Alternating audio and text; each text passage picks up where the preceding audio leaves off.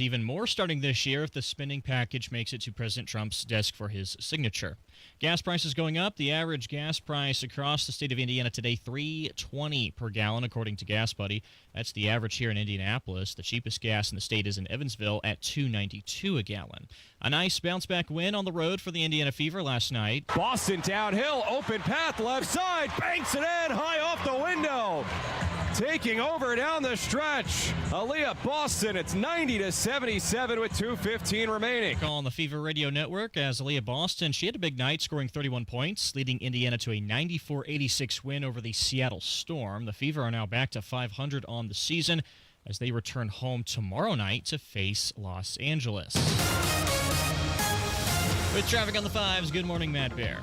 What's happening, Jared? Looking in Lawrence right now. It's northbound 465. Bad crash north of Fall Creek around East 71st Street. And right now, 2 left lanes are closed. Traffic is stopped back to I-70 for a 35-minute delay. Construction delay on the south side. It's northbound 65 from 465 into the south split, and that is delayed by 5 minutes. Traffic sponsored by Rapid Radios. Rapid Radios are instant push-to-talk walkie-talkies offering national LTE coverage. For a limited time, go to rapidradios.com now for 60% off and free UPS shipping at code radio and get an extra 5% off. I'm Matt Bear with traffic on the fives. Follow us at WIBC Traffic. The doctor's office that accidentally mixed up your files has your social security number. The power company that mistakenly cut your service has your payment info. And the hotel that lost your reservation has your passport number. You need LifeLock because your personal info is in endless places that can expose you to identity thieves. LifeLock monitors hundreds of millions of data points every second. If your identity is stolen, we'll fix it, guaranteed or your money back. Save up to 40% with promo code NEWS at LifeLock.com. Terms apply. Looking for a cozy spot to relax, work, or grab your coffee to go? LC Coffee House in Noblesville, Indiana has you covered. Try our indulgent affogato, a sweet blend of espresso and ice cream, or sample our coffee flights to discover your perfect brew. In a rush, our drive-thru is ready to serve you fast and fresh. Need a space to collaborate? We offer meeting rooms perfect for co-working. Whether you're grabbing a quick drink or spending the day with us, LC Coffee House is the place to be. Trust employee owned. B Windows extending our employee discount to you. Up to 55% off, plus 18 months, no interest, no payments. Trust your home to be. Now the forecast from the American Standard Cooling Weather Center. Hot and humid once again today. Some scattered showers and thunderstorms this afternoon, some of which could contain some heavy rain and some gusty winds. Highs near 92 with triple-digit feels-like temps. I'm Wish TV Storm Track 8 meteorologist Tara Hastings for 93 WIBC. And I'm Jarrett Lewis on the level on the go and at WIBC.com. Kendall Casey starts now. You're listening to Rob Kendall. When we talk about sending money somewhere, we're talking about printing the money because we have no money. And Casey Daniels. My government would never lie to me, would they? On 93 WIBC. Casey, I am more convinced than ever that Joe Hogsett has nudes of about everyone in city government. Why are you convinced of that, Rob? This story came down last night. Abdul broke the story over at Indy Politics, and I saw this, and I just, there's very few things that surprise me anymore in politics or government. There's very few things that I say, I never saw that coming.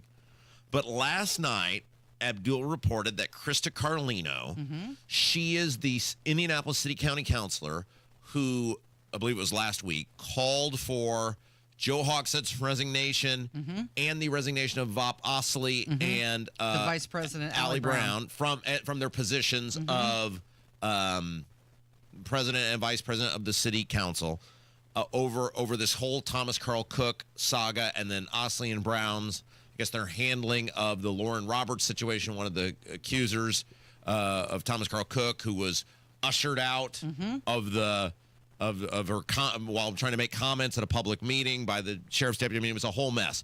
And so then Krista Carlino, she came out, called for the resignation, gets the standing ovation, And now Abdul is reporting that the Democrats on the Indianapolis City County Council have kicked her out of the Democrat caucus. Yeah, clearly it was seen as a direct challenge to the Democrat Party leadership, not just Hogsett, but the entire party, and they didn't like that. Don't you dare speak up, Rob, because that's what happens when you do. Now, what's crazy about this is Bob Bosley had given some mea culpa press conference speech, whatever, where he basically, after the Lauren Roberts fiasco, was like, I didn't handle it right. I should have handled it better, blah, blah, blah. Right.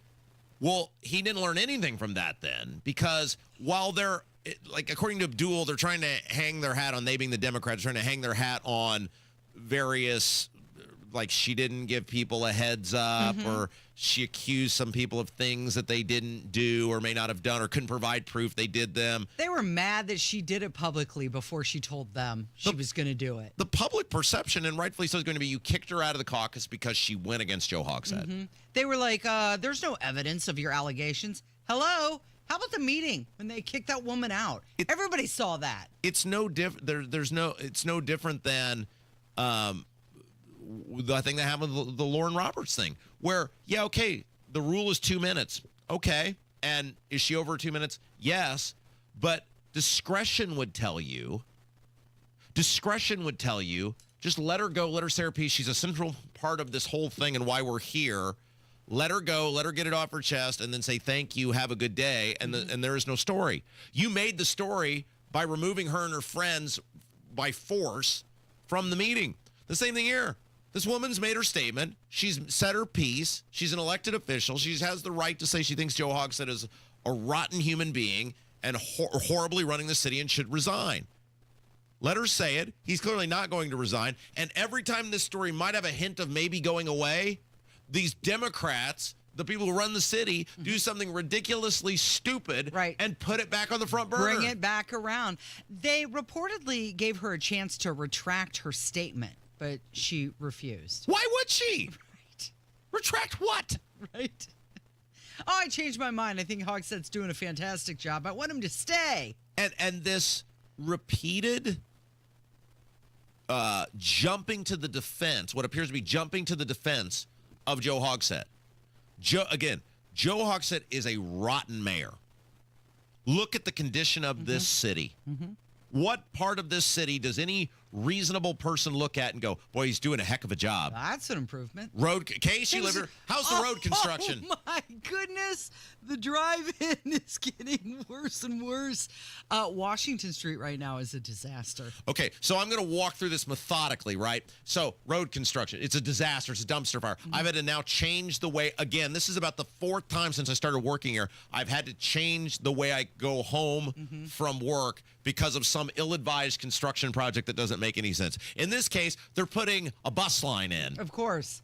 A bus line. Right. From downtown to the airport because Uber don't exist, right? So they're going to just destroy Washington Street. Okay, how was the snow removal this past year, Case? Seem to recall some news stories about that. Right. Not so great. Yeah. They weren't on it very quickly, were they? Streets went weeks without getting plowed. And you know what? When people would call the city and go, I can't get out of my parking spot because I'm snowed in. Yeah, that's too bad. Hey, how's crime? How's crime going in the city? Well, we had a round of gunshot or firework this weekend. And actually, I nearly sent you a video because I was like, oh, I hear it again. That's actually fireworks. And I was going to send you the video of, look, Rob, this time it was fireworks. There's been, what, like 6 people shot in and around the circle over the past several days? Right. Oh, we're going to talk about that coming up and how the head of the FOP came out. So talked about what he had to say. If you remove the obvious malfeasance, which is all the Thomas Carl Cook stuff, the covering up of that, the inappropriate text messages to the subordinates, him disappearing during the riots, all of these things that are just highly egregious behavior that of their own would be worthy of resignation. His core job he sucks at. Crime, horrible, rotten. Snow, horrible, rotten. Construction, horrible, rotten. Everything about Joe Hogsett in the city he runs is not even par. Screw good. It's not even par. You could call for him to resign just on that. When you're not even reaching the bare minimum, there's an issue. And then compound it with all this other stuff. Right. And the Democrats' response to that the thought police came out. Yes. Yes, Casey, you're right. This woman stated the obvious, got a standing ovation for it. The majority of the city clearly agrees with her. And her punishment. She was punished. But what? But this is, and we're going to have Abdul on later because obviously he broke the story, and it's Wednesday. We visit with Abdul every Wednesday. What is the punishment? Like Jesse Brown got kicked out of the caucus, the Socialist Democrat. By the way, I'm really hoping Jesse Brown runs for mayor next year. Well, they're doing it in New York City, right? In light of the Socialists appearing to win in New York, and he got one in Chicago, I'm hoping Jesse Brown runs for mayor because Jesse Brown, along with Josh Bain, the Republican, are the two honest people running this city or helping run this city right now. Say whatever you want about Jesse Brown. He's direct. He's honest. He'll answer the question when asked. He doesn't hide. He doesn't want anything. I mean, he wants a lot of your money. I mean, he wants government control of everything. But he can't be bought. He can't be leveraged. I'm really hoping, and I actually think that he should strongly start looking at this in light of how socialists are doing in major metropolitan cities and what a complete dumpster fire the city has become. I don't think it's out of the realm to think that a socialist could become mayor of the city of Indianapolis, and he would be a blast to cover. If the city's going to hell anyway, which it is, why not get somebody entertaining in there? I read time and time again people say, oh, I used to love coming to Indianapolis. It was the big city and it was a treat, and now I stay away at all costs. But to your point about Jesse Brown, is he going to promote government-run grocery stores? Well, like the guy in New York City does? But is it going to get any worse? Look at the city. Let's just say Jesse Brown, the socialist, became mayor of the city of Indianapolis. I think it wouldn't be any worse run, and it'd be way more transparent. You wouldn't have to worry about him drunk, allegedly, text messaging subordinates, demanding they answer his inquiries. Would Jesse Brown disappear during riots? No! He'd let him march. He'd let everything get destroyed, but you know where he was. The city's time of need. He's going to happen anyway. He's not going to disappear. At least we'd have somebody who's honest about what they're doing. So it was reported that the Democrat Jessica McCormick was considering calling out the mayor for his resignation as well. At this point, she's not going to speak up because look what happens. But what's the punishment? Oh, you kicked me out of the caucus. So what? So what does that mean? Jesse Brown appears to still be, he was kicked out last year for being critical of the mayor and the city government. He's still drawing breath as far as I've last noticed. I had an interaction with him last night on social media, unless someone's hijacked his social media account. He's still alive, functioning, taking nourishment, living his day-to-day existence. What's the real punishment for this lady? Oh, you kicked me out of the caucus. You can't kick her out of being a counselor. She still gets to be a counselor. So what's the punishment? Yeah. Less work? Just showing what petty, rotten people run this city. Apparently, they had a closed-door meeting last night. Like, let's discuss this behind her back. Let's do it all in secret. Well, I think she was there. And no, Casey. I think she was. It's my understanding there were like 2 no votes. She was one of them. She was there. Now, you're right. They did it behind closed doors because they're not going to face the music on that and say it out loud. They're not going to get challenged out loud about you're kicking this woman out for saying the mayor should resign over totally inappropriate behavior over years and years and years of being the mayor of this city, including making women incredibly uncomfortable, using his position of power to leverage that over them. Like, you're going to stand behind that and go, nah, we should kick her out for pointing out the obvious on that. This is your city. Yeah. I'm glad you live here and not me. You want to buy a house? Not yours. It's Kendall and Casey. It's 93 WIBC. The NBA playoffs are about to begin. The energy is different. The tension is thick. From way out, and he hits another one. He's at the goal, and he dunked. Halliburton for 3. 3 ball. Halliburton backs up. Oh, that did not happen. The Indiana Pacers, the Eastern Conference Championship. Halliburton has it pulling up and hitting. Thank you for making us all Pacers proud. 93 WIBC. Summertime's here, so get a hot summertime deal at Tom Roush Lincoln. Get Lincoln's employee pricing on most all new Lincolns. Get up to $20,000 off. Select 2024 Navigators, up to $8,000 off select 2024 Lincoln Nautilus. Come and see why the Roush family has served the community for over 53 years at Tom Roush Lincoln. Navigator MSRP 105-195. Nautilus MSRP 60-195. 2025 Navigators excluded from employee pricing. Subject to credit approval. See dealer for complete offer details. Downtown Indy's Fourth Fest, presented by UA Local 440 on the Indiana War Memorial Grounds, kicks off with a street party featuring live music, a kids zone, great local food, and more, 6 to 10 p.m. Then fireworks with an amazing grand finale thanks to the Indiana Fever and WNBA All-Star Committee. The street party is brought to you by Indiana Donor Network and Donate Life Indiana. One organ and tissue donor can save 8 lives and heal 75 more. Sign up at donatelifeindiana.org and talk to your family about your decision. For more info, go to downtownindy.org. The Depot presents Freedom Fest at Depot Street Park in Greenfield this Saturday, featuring Smash Mouth. Hey now, you're an all-star. Get your game on, go play. Enjoy the beer garden, food vendors, and Smash Mouth with special guests, that 90s band, and Reveal. Free admission this Saturday, and bring your lawn chairs. So don't delay, act now, supplies are running out. The gates open at 2 p.m. at Depot Street Park in Greenfield. You might as well be walking on the sun. I'm still going for it, even with higher stroke risk from atrial fibrillation and a regular heartbeat not caused by a heart valve problem. Over a 3-year study, Eliquis apixaban tablets reduced stroke risk better than warfarin, and over 97% of Eliquis patients did not experience a stroke. A first stroke occurred in 2.9% of warfarin patients versus 2.3% of Eliquis patients. Don't stop taking prescription Eliquis without asking your doctor. It may increase your stroke risk. Eliquis can cause serious and in rare cases fatal bleeding. Don't take Eliquis if you have an artificial heart valve, abnormal bleeding, or antiphospholipid syndrome. While taking, you may bruise more easily or take longer for bleeding to stop.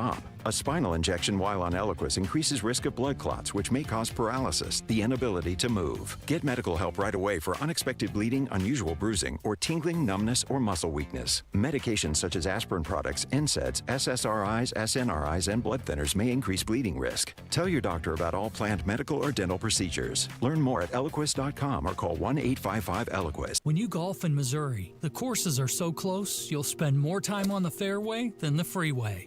After the back nine, enjoy world-class dining and distilleries, shops, spas, museums, and more. Find your new golf MO at visitmo.com.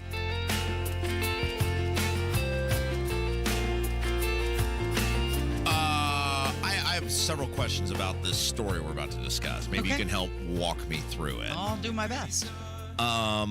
So it's a Kendall Casey show, by the way. I'm Rob. That's Casey. So the Capital Chronicle, amongst other news outlets, announced yesterday that the governor said all 15 public higher learning institutions, so that's IU, Purdue, Ball State, Ivy Tech, blah, blah, blah, are not raising tuition this year. Yeah.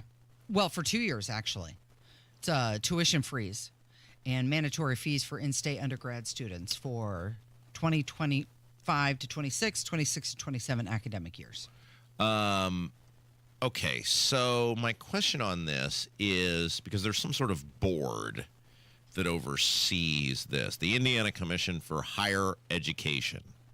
And the Capital Chronicle has a big, as usual, they go really in depth if you want to learn the nuts and bolts of how this thing works. They issue recommendations, and then each university ultimately sets its own tuition, usually working off of that board's recommendation or around that board's recommendation. Now, Braun had come out and made this one of his things that he wanted to see done, and these universities have all signed on to this. And so my question is, because Purdue has done this for years, that was a staple of the Mitch Daniels tenure as president of Purdue. My question is though, if it can be done this easy, then why hasn't it been being done in the past consistently? Well, it's a money grab, right? So Braun said that the move prioritizes students and families and demonstrates Indiana's leadership in making higher education more affordable. What you're not hearing, I believe that they were told they had to cut their budgets by 10%. Was it 10% or was it 5%? I think it was 5%. You could be right. I don't know. But let's wrap that. Oh, no, you're right. You're right. Yeah, 5% plus an additional 5% reductions in yeah, okay. So that would be 5 plus 5 is 10. Okay, so the broader conversation let's go to the broader conversation, because you opt into college. There's no, once you're 18, you go do what you want to do, right? Sure. But these universities are clearly proving that when forced, they can make budget cuts work. Yeah. They're acknowledging the world is not ending. Nobody's assuming that this August, when you drive to Bloomington, the gateways to Indiana University will be tattered and torn, and no one will be receiving instruction, and higher institutional learning is going to cease to exist. So not only with the 10% budget cut, but the tuition freeze, which is the revenue freeze, they're admitting they can make it work. Yet, when something similar was proposed on property tax reform, all of these public school systems screamed bloody murder, and there was the pathetic sob stories like the Mooresville guy who claimed he was going to shut. By the way, are the lights still on in Mooresville? I believe so, yeah.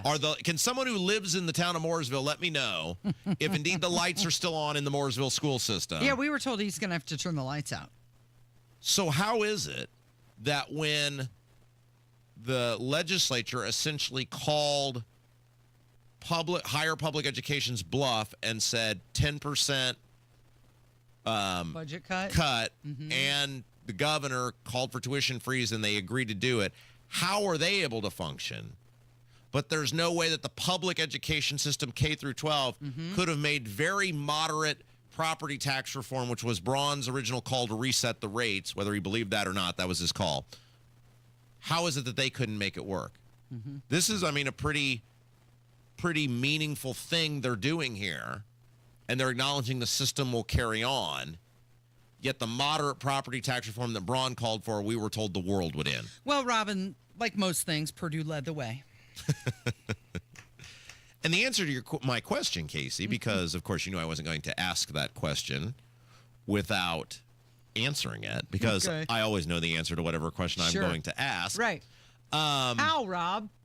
The difference is these lawmakers do not fear the people who work at these higher education institutions, because there's less sympathy, because it's harder to use children because they're not children anymore as human shields. Correct. They're adults achieving higher education. Saying that's a choice. And it's oftentimes viewed as elite college professors, and the people who run the institutions are very politically connected.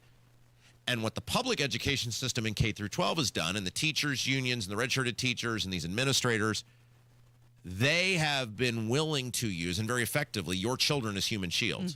And they make these lawmakers fear them to the point where, on one hand, they reject the bullcrap argument, and rightfully so, which is you can certainly do with less, Mr. or Miss College Institution, and you'll be just fine.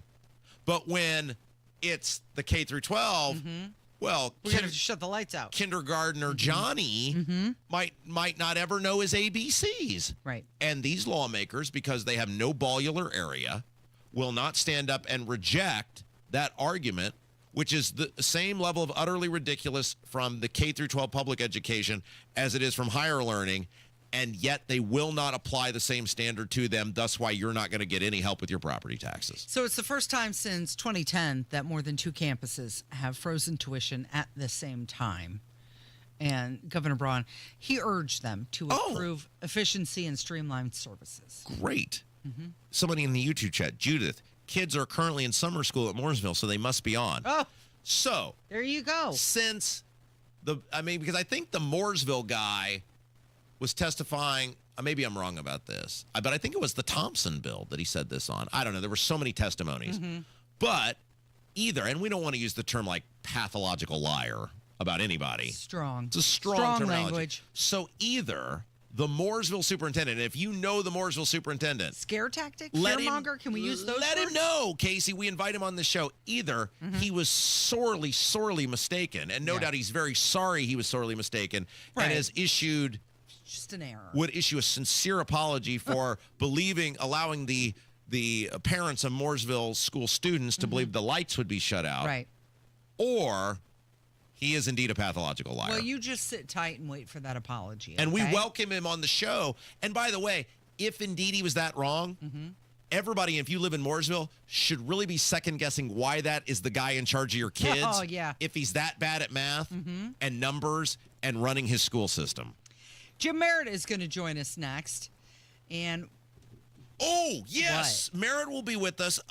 Well, we talked about yesterday how this very odd thing where our esteemed Secretary of State, Diego Morales, and our esteemed Lieutenant Governor, Micah Beckwith, just randomly came out with these social media announcements within a couple days of each other. Within 48 hours of each other. That they're against tolling on citing the same news story, appearing neither one of them to have any knowledge that this passed months ago, and that tolling has now been a thing, or the governor's ability to toll you can do that. Since April, which was super weird because Beckwith oversees one of the bodies that voted to enact the unlimited tolling. Why didn't they say something when it was up for discussion? discussion? We've got lots of questions about this what appears to be coordinated attack of uneducated statewide office holders. And so Jim Merritt will try to clue us in on maybe what's going on. All right, that's next. It's 93 WIBC.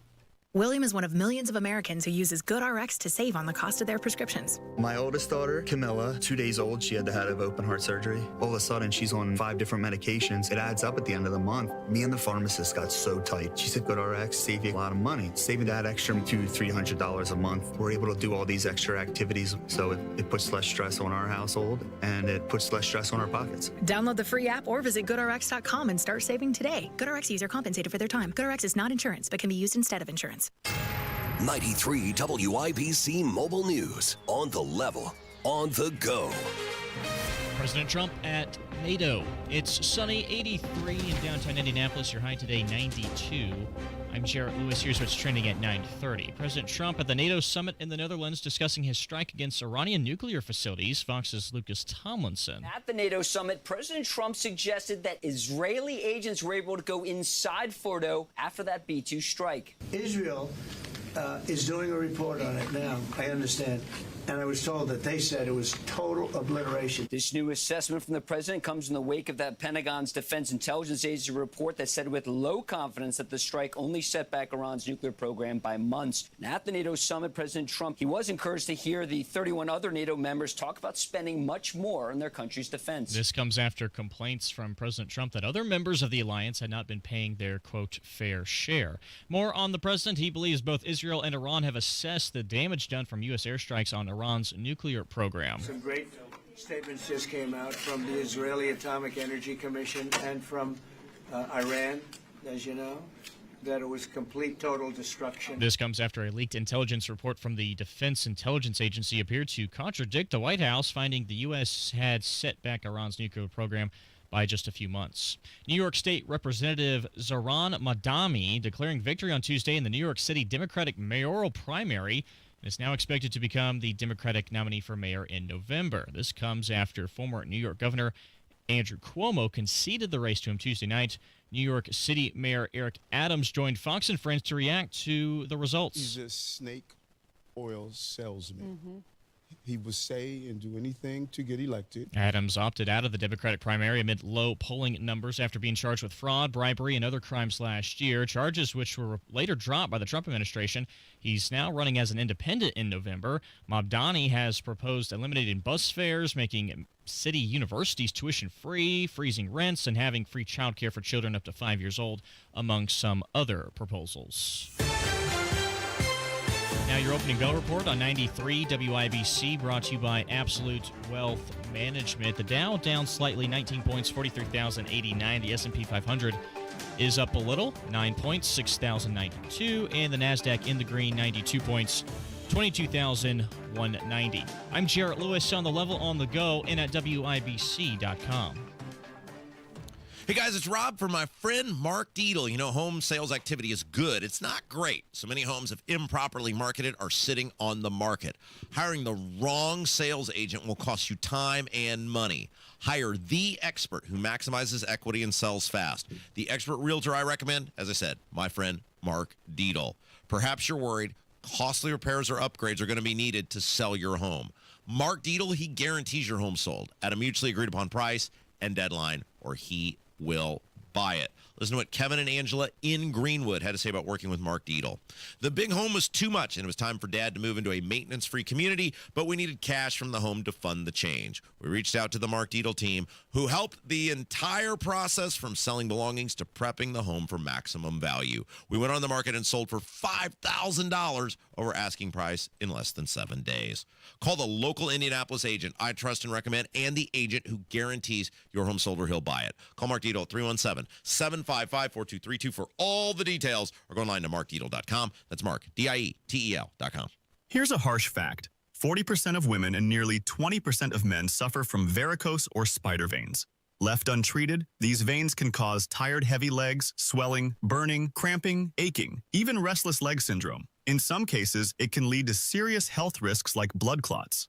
USA Vein Clinics offers minimally invasive treatments that take as little as 15 minutes, covered by most insurances. Call 317-516-6861 and schedule your appointment today.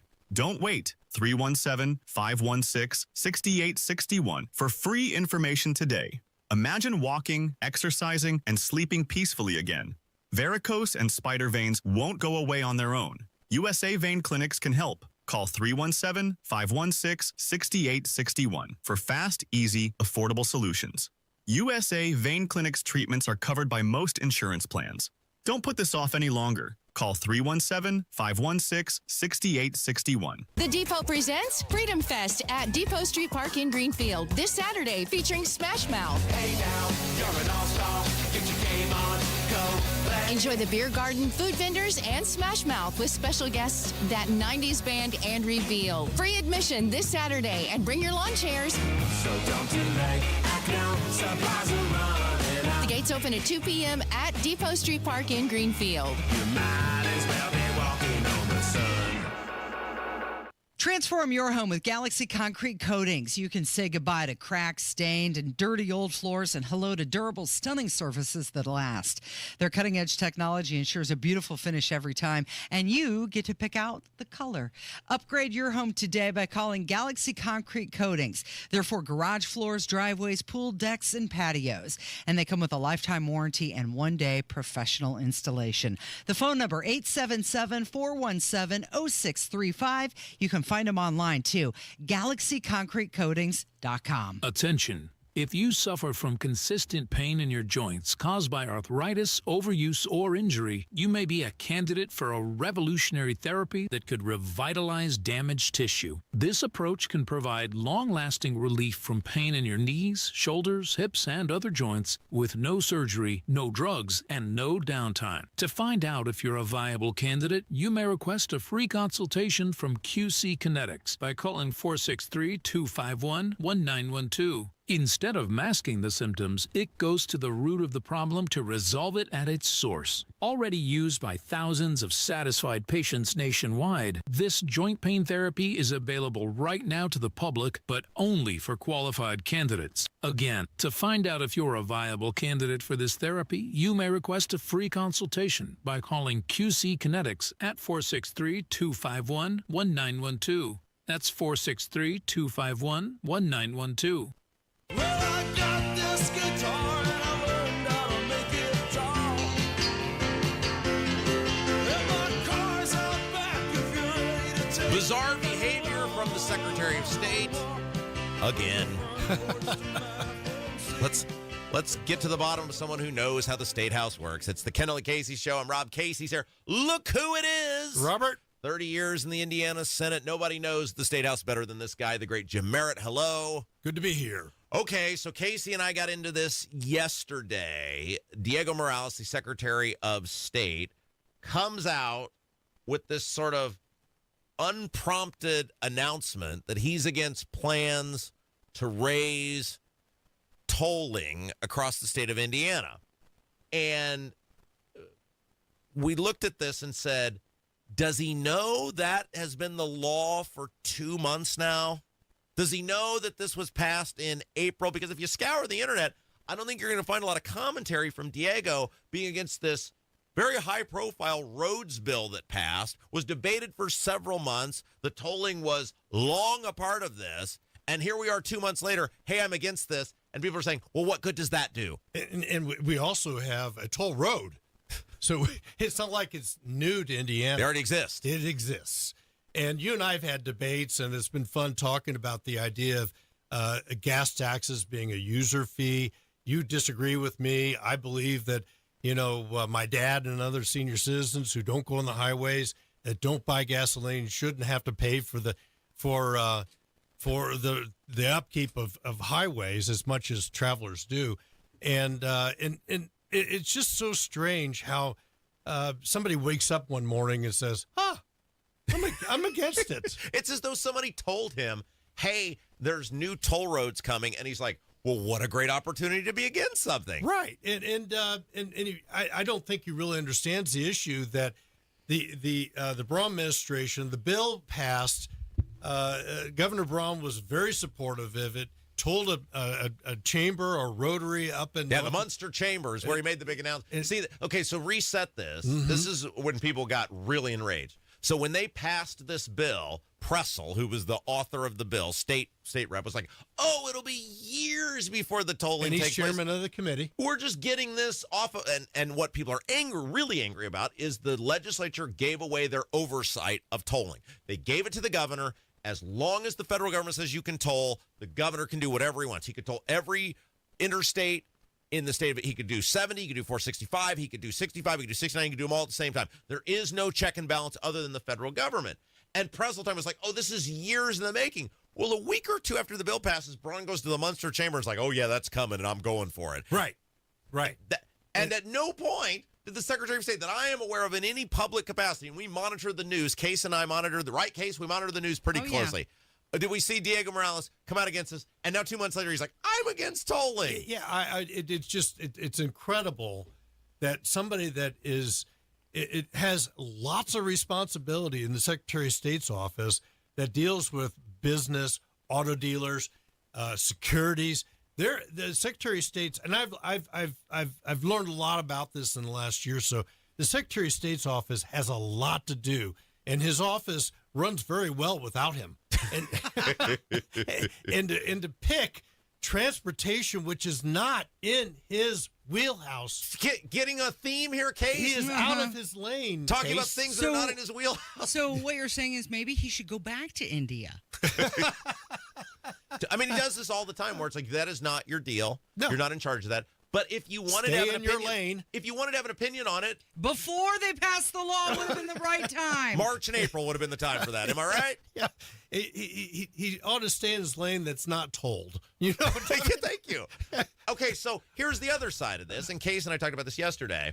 There's now been some, and if you're a Micah supporter, you need to just be waving the red flags at this point. There's clearly some sort of alliance that has been formed between Diego and Micah, because they both share this same local South Bend news story about tolling. Yeah, from WNDU. They both come out with similar statements within days of each other. They're hanging out at the Pacer game with their felon friend. And now, I mean, it's clear like these guys have teamed up. Is there a bromance going on? Well, I think everybody needs to know that those offices, Lieutenant Governor, Secretary of State, Attorney General, State Treasurer, Controller, all resonate or originate, I should say, from a convention. And the convention, the Republican and Democrat conventions have their certain participants. That a convention voter, a convention delegate, is much different than a primary voter. And those individuals are all have their they are birthed, or they come from a convention, and they all have that same voter as their support.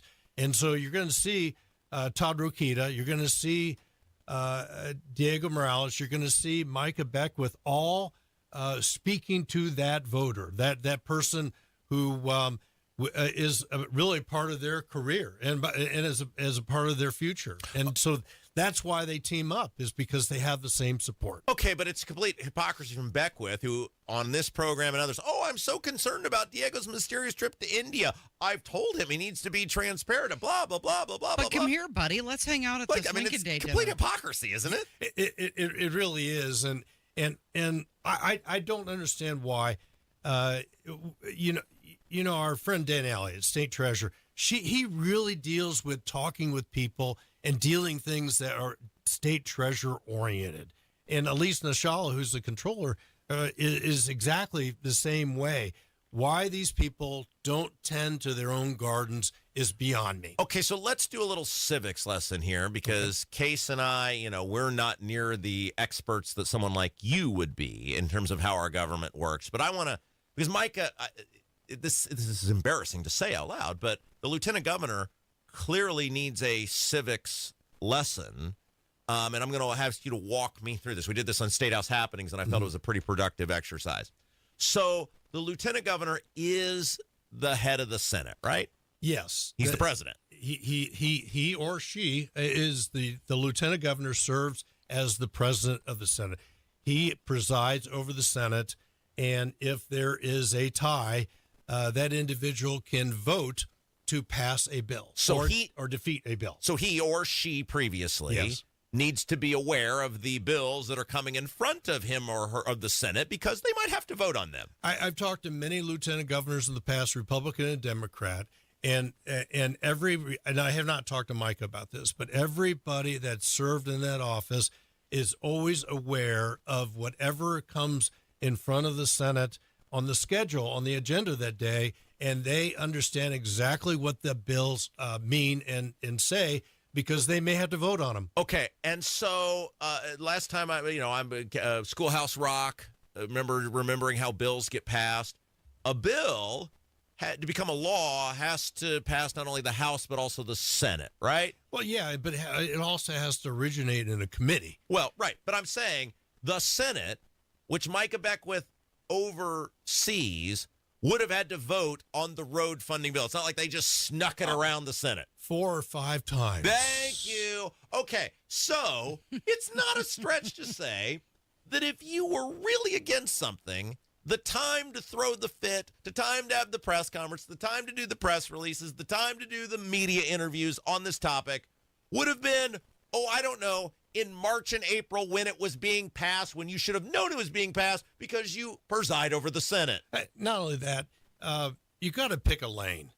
The governor is solidly in support of this bill. He signed it. He supported it. I think he's applied to the federal government in their process about it.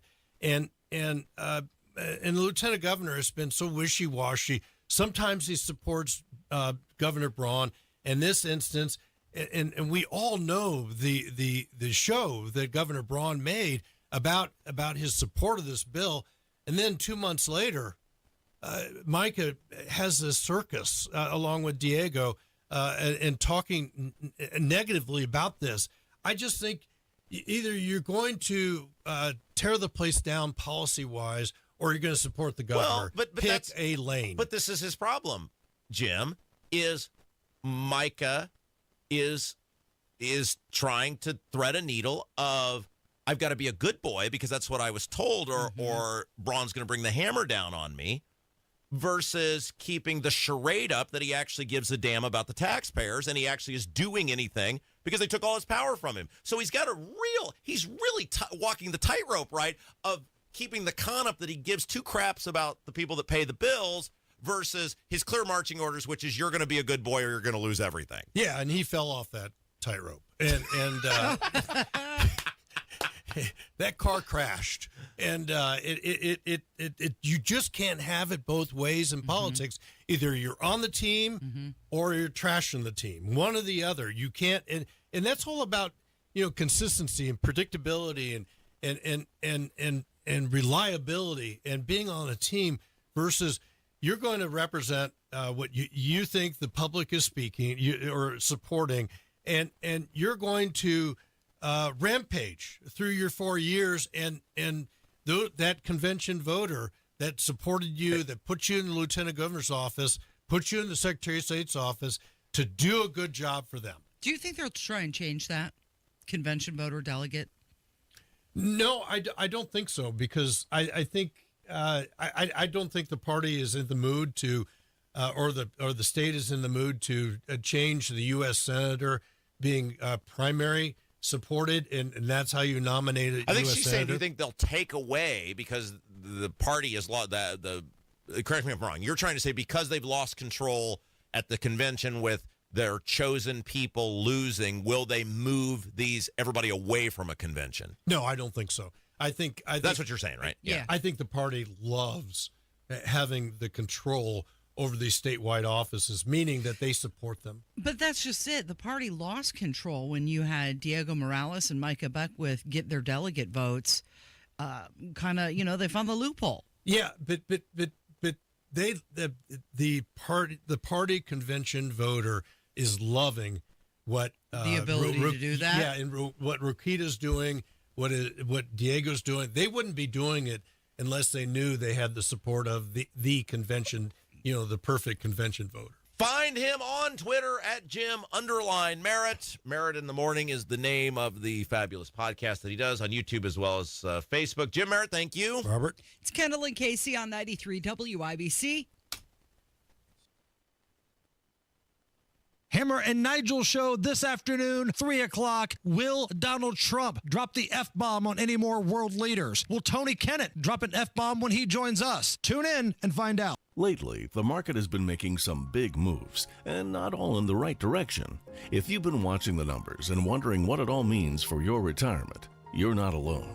At Howard Bailey Financial, we plan for times like this. The truth is, a volatile day on Wall Street can feel a lot different when you're getting closer to retirement. That's why right now is the right time to take a fresh look at your portfolio, and Howard Bailey can help. Are you taking on more risk than you realize? Are you diversified in a way that makes sense for where you are in life? Find out today with the help of our free Market Volatility Guide. Visit retirewithpurpose.com to download your free guide and learn more about what market shifts may mean for you. That's retirewithpurpose.com. Together, let's make sure your plan is built to weather whatever comes next. Howard Bailey Securities, LLC is an independent financial services firm and uses a variety of different investment strategies. Please see disclosures at howardbailey.com. Summer is here and it's time to think about cleaning your carpets, but don't even think about renting one of those DIY units at the grocery store. Hi, this is Denny Smith for Zero Res, and right now, get 3 rooms of carpet cleaning starting at just $129 and $75 off air duct cleaning. That's the perfect way to refresh your home. Vacuuming is not sufficient to maintain the cleanliness and lifespan of your carpet. And please don't do it yourself with DIY, dirt-attracting, carpet-soaking machines. With those machines, there's no possible way to extract all of that dirty water out of the carpet, and it'll probably leave a nice layer of mud under the carpet. At Zero Res, there's a reason they have 4,900 plus 5-star Google reviews. So just call Zero Res with their patented ZR water that cleans with no soaps, no residue, and no harsh chemicals. Just fresher carpets and cleaner air for your family. Call now, mention WIBC, get 3 rooms cleaned starting at just $129 plus $75 off air duct cleaning. 317-388-5141 or ZeroResIndy.com. Trump country is booming. We're building, hiring, and winning in Indiana because energy tax credits put America first, bringing manufacturing jobs home and creating a stronger middle class. Jobs and factories will come roaring back into our country. More production at home will mean stronger competition and lower prices for consumers. And America's comeback depends on American energy. Senator Young, keep what works. Don't repeal energy tax credits. Paid for by Built for America. At Advent, nasal congestion and sinus infections can be solved with an in-office 20-minute procedure. Elsewhere, expect surgery.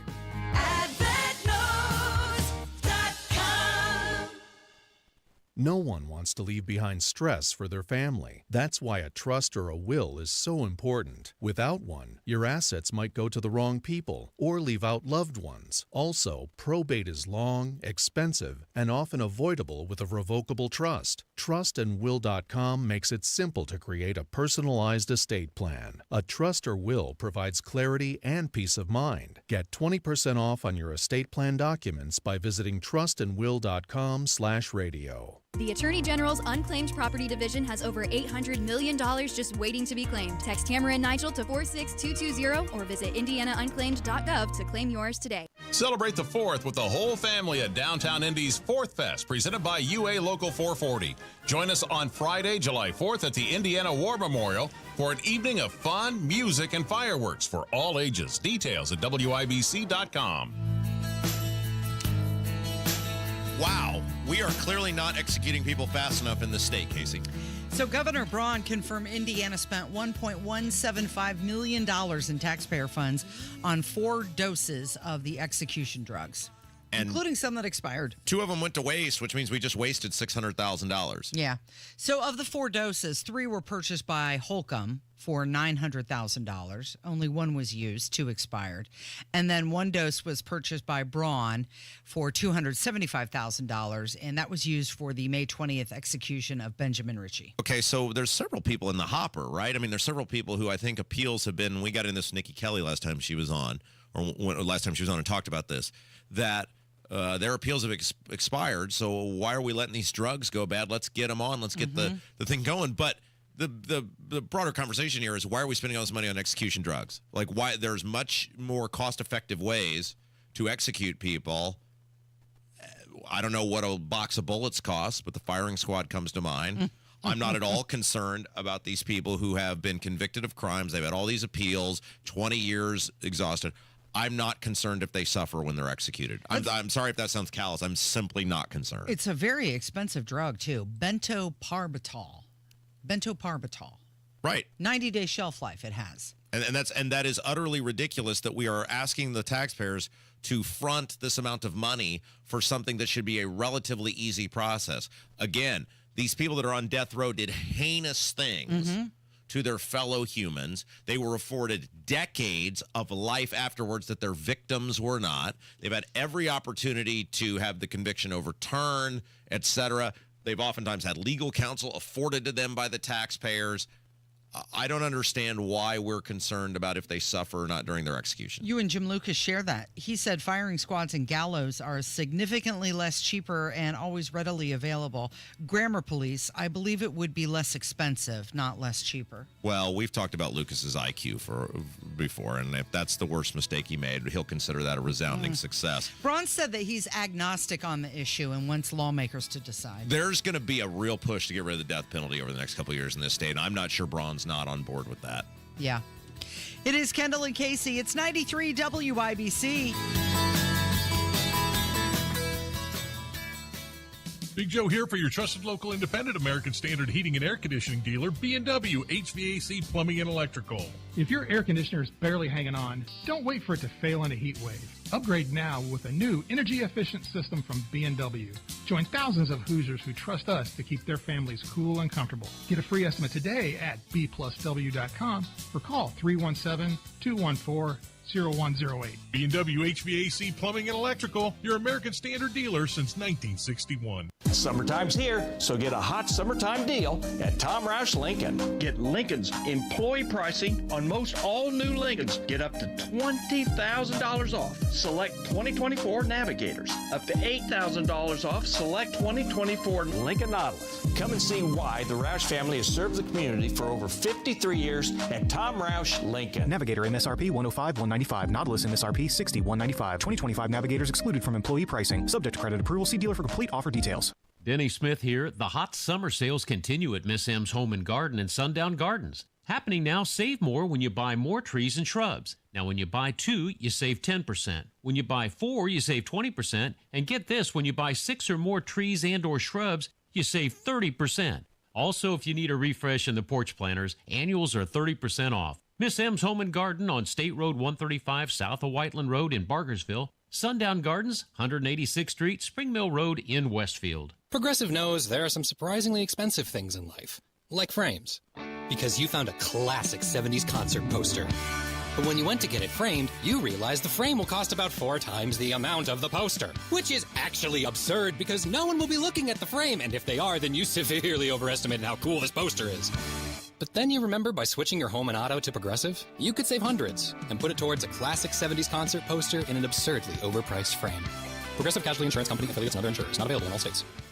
We all hear the radio ads about the IRS. They tell you to be afraid, to be scared, and they try to frighten you into calling. I'm not here to do that. Tax Relief Advocates is different. TRA is here to tell you that if you owe money to the IRS, whether it's $5,000, $50,000, or $500,000, we have a solution. It doesn't matter if you're sitting in your car, at work, or with your kids. No matter where you are, call now. 800-575-9379. Don't lose hope. TRA can eliminate or reduce what you owe to the IRS. Generous programs are now available that can give you a fresh start. Our passion is taxes and helping individuals fix their IRS problems. We have over 1,000 5-star reviews on Google and an A+ with the Better Business Bureau. You don't need to be afraid of the IRS any longer. End your tax nightmare today by visiting us online at TRA.com or call 800-575-9379. That's 800-575-9379. Tax Relief Advocates. Real solutions for real people. The Depot presents Freedom Fest at Depot Street Park in Greenfield this Saturday, featuring Smash Mouth. Hey now, you're an all-star. Get your game on, go play. Enjoy the beer garden, food vendors, and Smash Mouth with special guests, that 90s band and Reveal. Free admission this Saturday, and bring your lawn chairs. So don't delay, act now, supplies are running out. The gates open at 2 p.m. at Depot Street Park in Greenfield. You might as well be walking on the sun. Road trip! This summer at Tire Discounters, your tires are your passport to savings, because you're driving to Paris, Texas, then it's off to Rome, Georgia, and you'll be kissing the Blarney Stone in Dublin, Ohio. Right now, save up to $494 when you buy 4 tires, and that includes a free alignment and oil change. Stop at Tire Discounters before you see the world.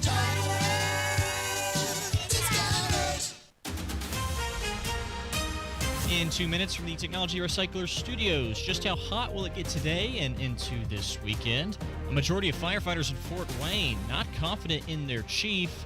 And what's coming to the Indiana State Fair this year that's enjoyable for all ages? You're listening to 93 WIBC, WIBC HD1 Indianapolis. They're a horrible group of people. I'm Dave Anthony, Fox News. That's what President Trump says about the New York Times and the CNN, upset over their reporting on a leaked Pentagon assessment of the U.S. airstrikes on Iran's nuclear facilities over the weekend doing just limited damage. It's really demeaning to the pilots and the people that put that whole thing together, the generals. That was a perfect operation. President Trump at the NATO summit, where Fox's Peter Doocy reports Defense Secretary Pete Hegseth's also pushing back. Based on everything we have seen, and I've seen it all, our bombing campaign obliterated Iran's ability to create nuclear weapons. Our massive bombs hit exactly the right spot at each target and worked perfectly. The impact of those bombs is buried under a mountain of rubble in Iran. So anyone who says the bombs were not devastating is just trying to undermine the president.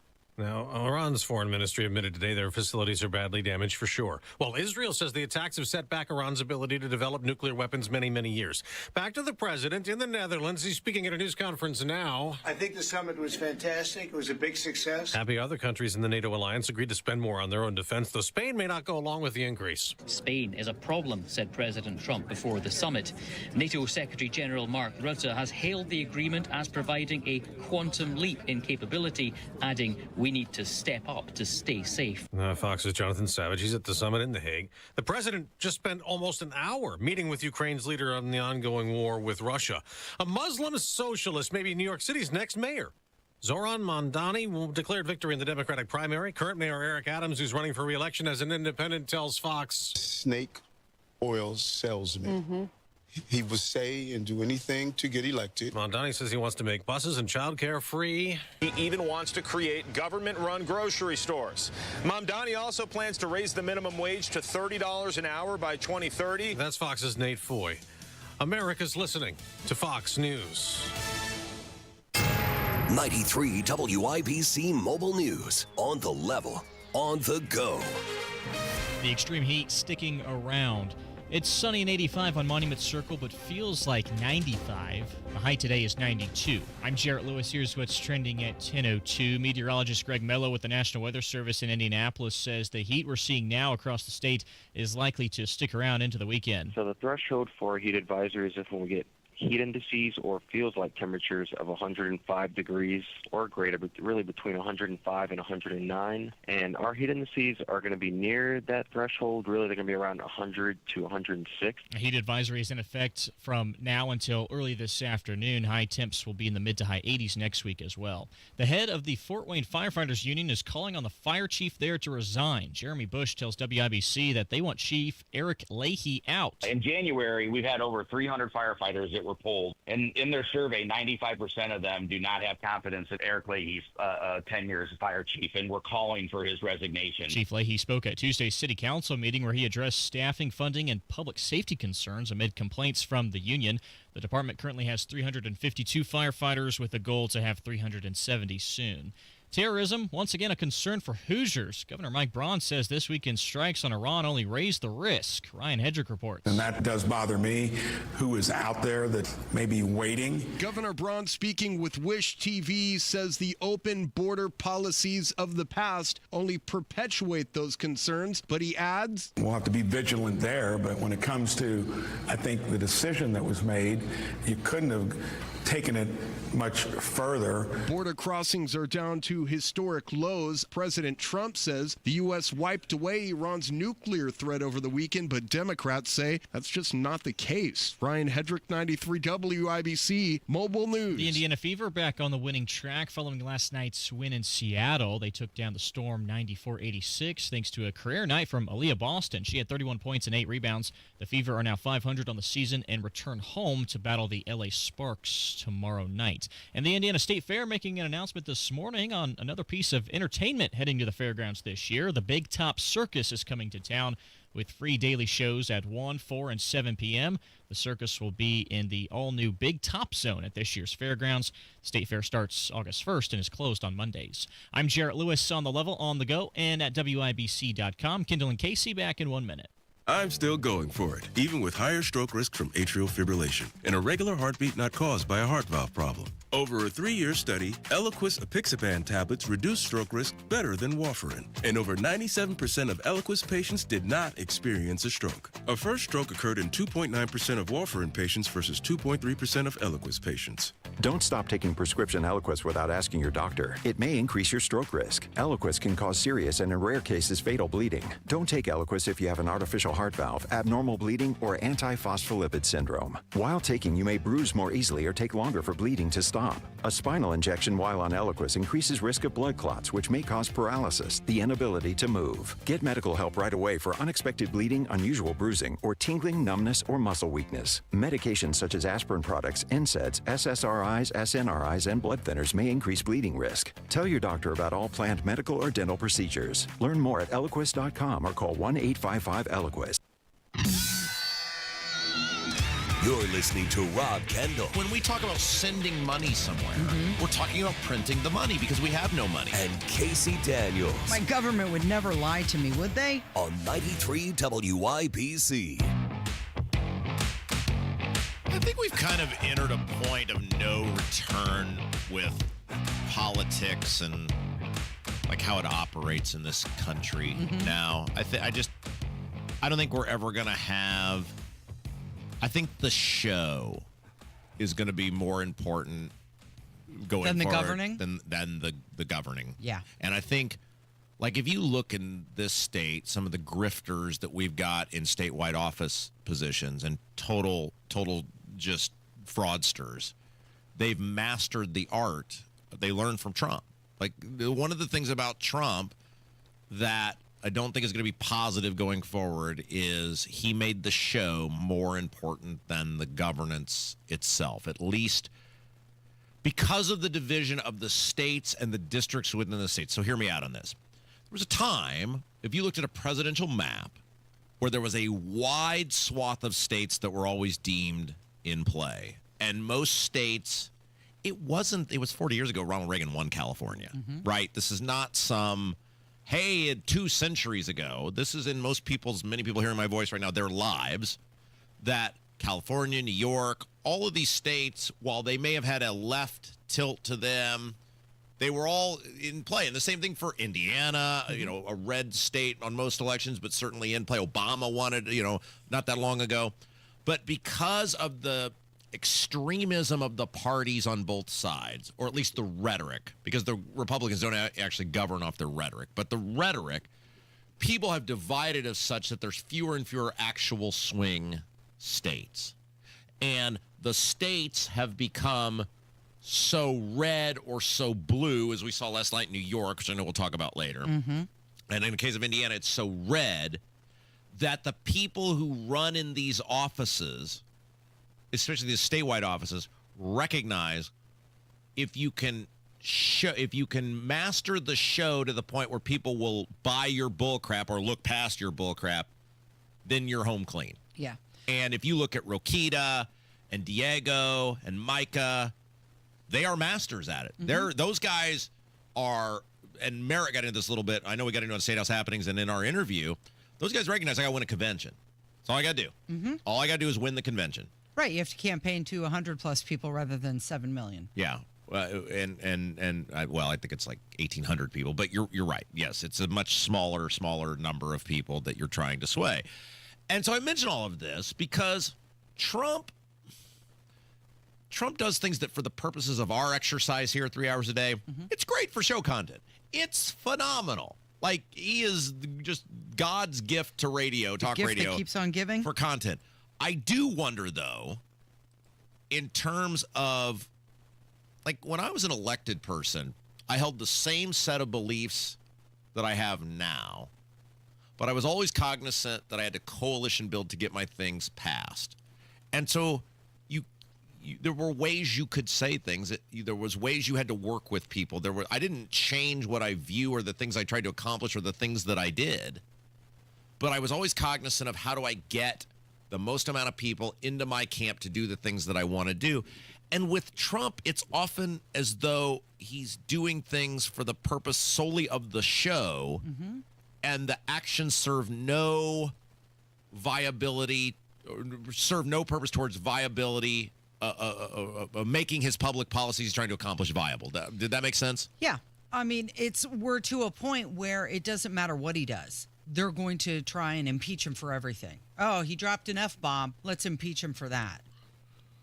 Right. So we're going to read You're going to do that? Well, you told me I had to do it. I've tried multiple times to opt out of it. I don't think you're going to make it through it. It's really, really long. Donald Trump wrote a love letter to AOC. Well, here's one of the problems with this, and this is where as you may know, and most of our longtime listeners will know, I have remarkable vision.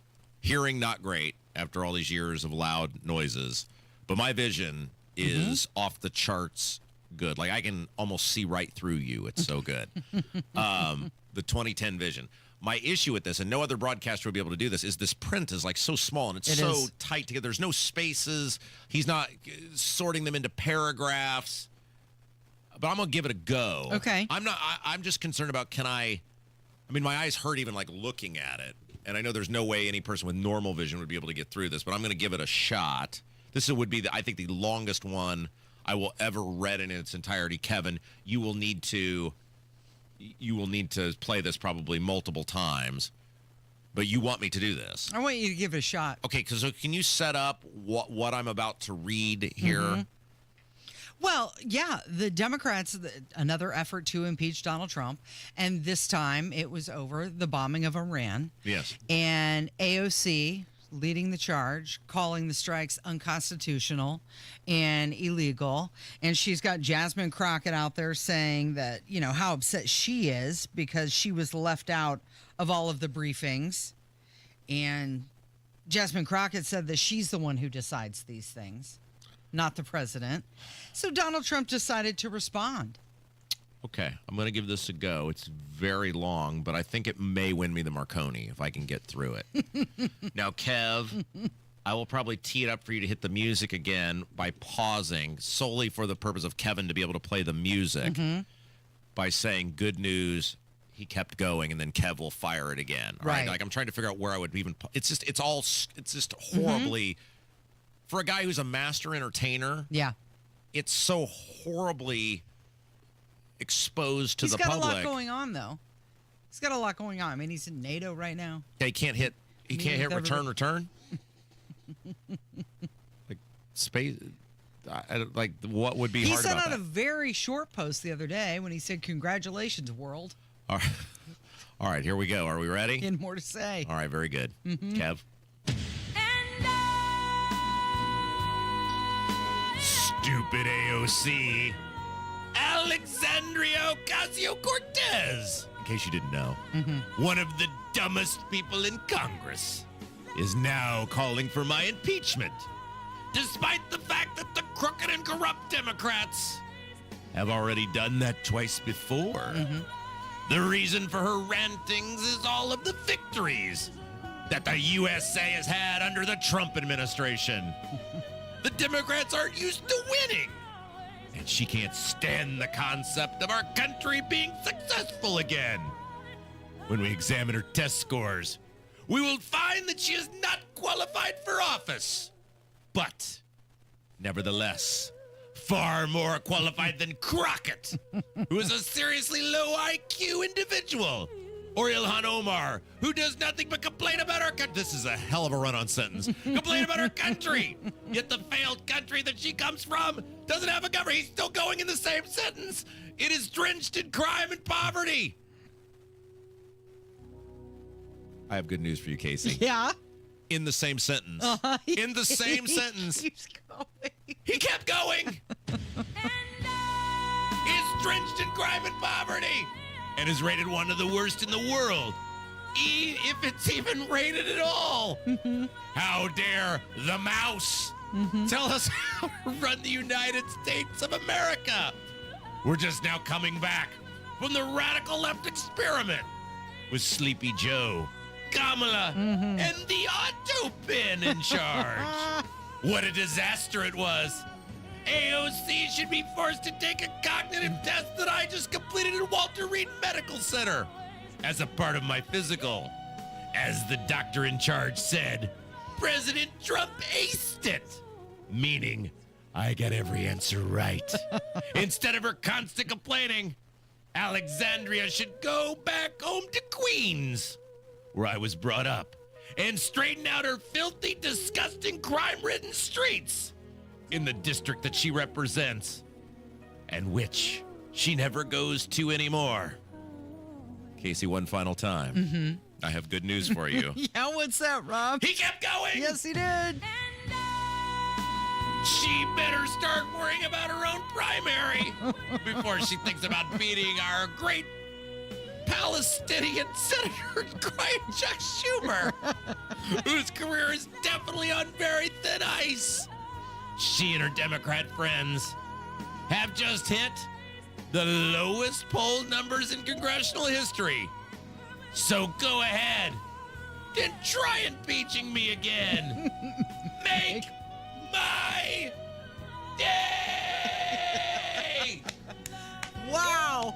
Nice work. Exclamation you point. did it. You did. I'm so proud of Thank you. That was incredible. Good job. You've been working on your breath work. Well, it's a Long real tweets like it's that. a real. I mean, he wrote all of that in one block, and that one point it's just commas. It's my mother, the high school English teacher, would be just beside herself if she saw that. It is just commas, and it's.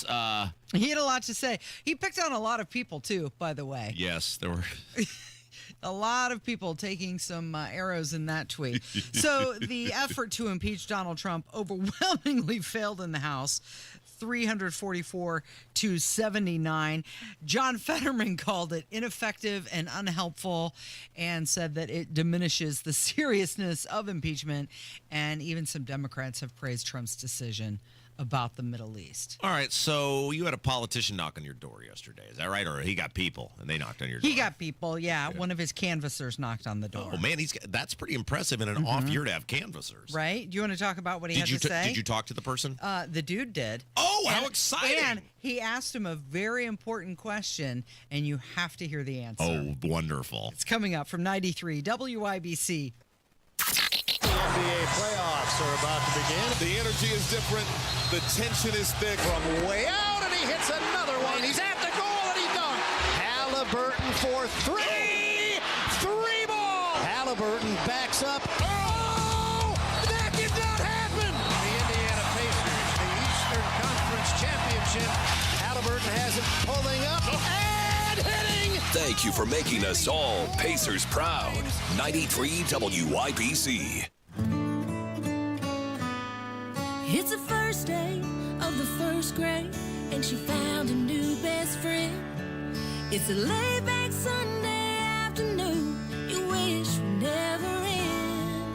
The homemade taste of Bluebell, and good friends gathered round.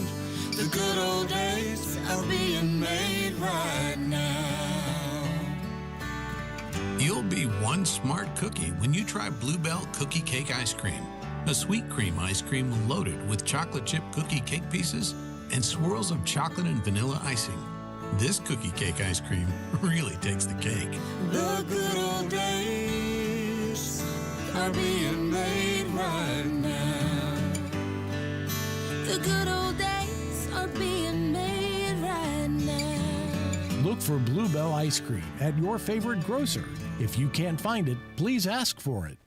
Lanny went to college and racked up huge debt. A little bit over $100,000.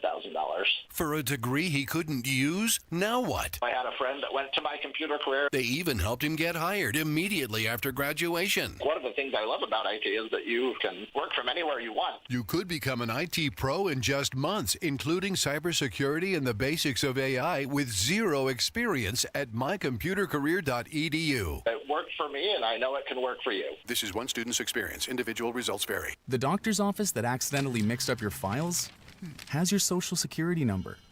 The power company that mistakenly cut your service has your payment info. And the hotel that lost your reservation has your passport number. You need LifeLock because your personal info is in endless places that can expose you to identity thieves.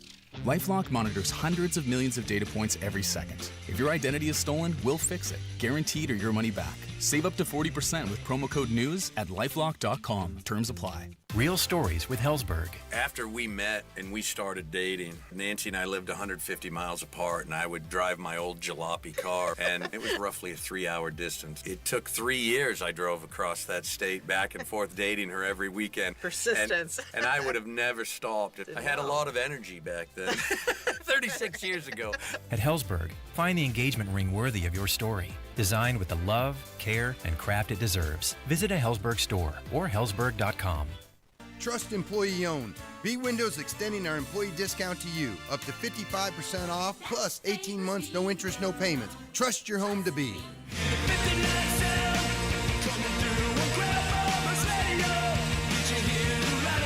You had a visitor yesterday. Yeah, when somebody knocks on your door now, does it make you panic?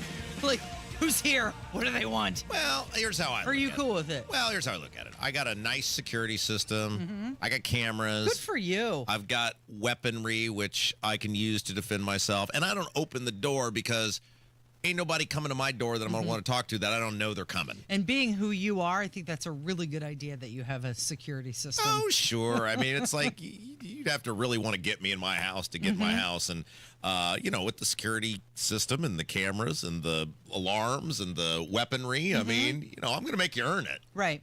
Yeah.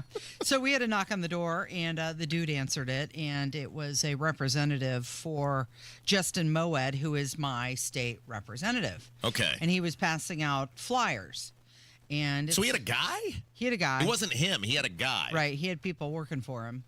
Someone doing his work. Now, this is this a campaign-related thing? Is this a campaign flyer? Yeah, it says, as I go door to door, one thing remains clear. We still have plenty of work ahead to improve the quality of life and strengthen our neighborhoods. Oh. I'm ready to work alongside you and your neighbors and across political party lines to get things done for our community. Okay, so Justin Moed is a state rep. Casey lives in Indianapolis. We've given you the general vicinity in which she lives. And I feel like you've had a conversation with this guy before, right? I have actually had a conversation with him, but not this time. He said at the State House, Justin Moed is delivering on his plan to improve our neighborhoods.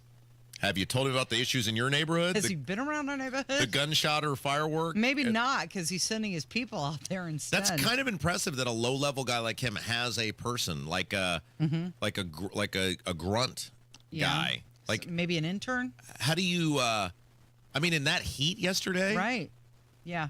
Justin Moed is not moving, and this is the thing. A lot of times, people will be grunts for these guys running state reps or becoming state reps because they can elevate. While Moed, by all accounts, does have fine constituent services. Look at the area he represents. I don't know how much servicing of the constituents' needs is actually getting done. He does appear to be relatively attentive to talking to people. Yeah, well, he's got some bullet points. He Well, said, but I was going to say, real quick, normally the grunt guy, like you're trying to elevate with the person in question. Moed, given his purchasing past, shall we say, which we've laid out on this program, and he seems to have recovered nicely in terms of he's still a state rep, but he had a little issue with who he was sending what at one point, and people remember that years ago, and that's fine. It was consenting adults and consensual behavior, but it wasn't a great look for a person of his public office stature. Right. Not judging it at all. It's fine. Everybody consented to the engagement. However, I think he would have trouble elevating given that fairly high-profile issue that he had in the past. So he said that he has secured $8 million in additional road funding to help pave more neighborhood streets and alleys. Has he seen Washington Street? And did you point over there and say, hey, look over just there. Look right out. He's expanded access for mental health and addiction services. He has personally. With his own money. It's a bullet point. Is that what he says? He's taking credit for Justin Moed. That was so nice of Justin Moed to do that to for whip us. out his own wallet.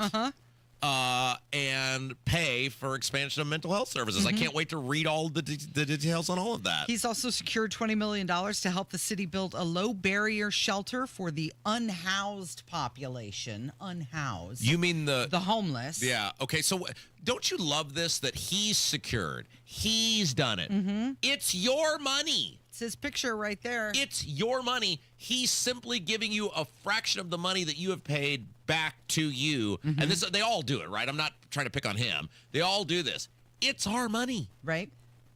You know what? I'm going to get back to that, but let me finish this last bullet point. He said he passed legislation giving the city more tools to hold slumlords accountable and build more affordable housing. So, like I mentioned, the dude answered the door, and they had a little conversation, and then Jim said, hey, when is he going to come out against Hogsett? Oh, good question. And the answer was, well, that's city government. That's different. Justin's a state representative. He works in the state house. Like, Jim didn't know the difference or something, which was kind of funny. Tell me, educate me more on how the Right. state house operates. Right.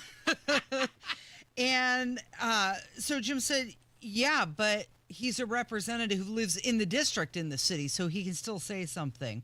And he was blown off quickly. Isn't that crazy how even the state reps who Hogsett would seemingly have no leverage over, this guy is like some sort of mafia boss, man. I mean, the fear that these people have of this dirty, rotten individual whose life is a complete dumpster fire, and like just seems like it would be the obvious right thing to do, and no one will take him on. Well, the answer was NMJ. You know what NMJ stands for? No, I don't. Not my job. Oh, not my job. That's pretty Very much good. what he said. Right. Like, this isn't me. But when it comes to, I mean, this is a nice cardstock. Showing it to the YouTube channel. Yeah, and I don't care if his campaign paid for it, as long as I wouldn't pay for it as a taxpayer. That's what I'm saying. Is there like a disclaimer on there, paid for by neighbors for Justin Moed? Okay, so it's a campaign thing. I don't have any problem with that. You get the nicest stock you want, and that's between you and your donors. That's fine. Yeah, but back to the branding thing, and this reminded me of yesterday. We had the conversation about Diego Morales when he put that post out about how he's against the tolling on the interstate. 2 months too late.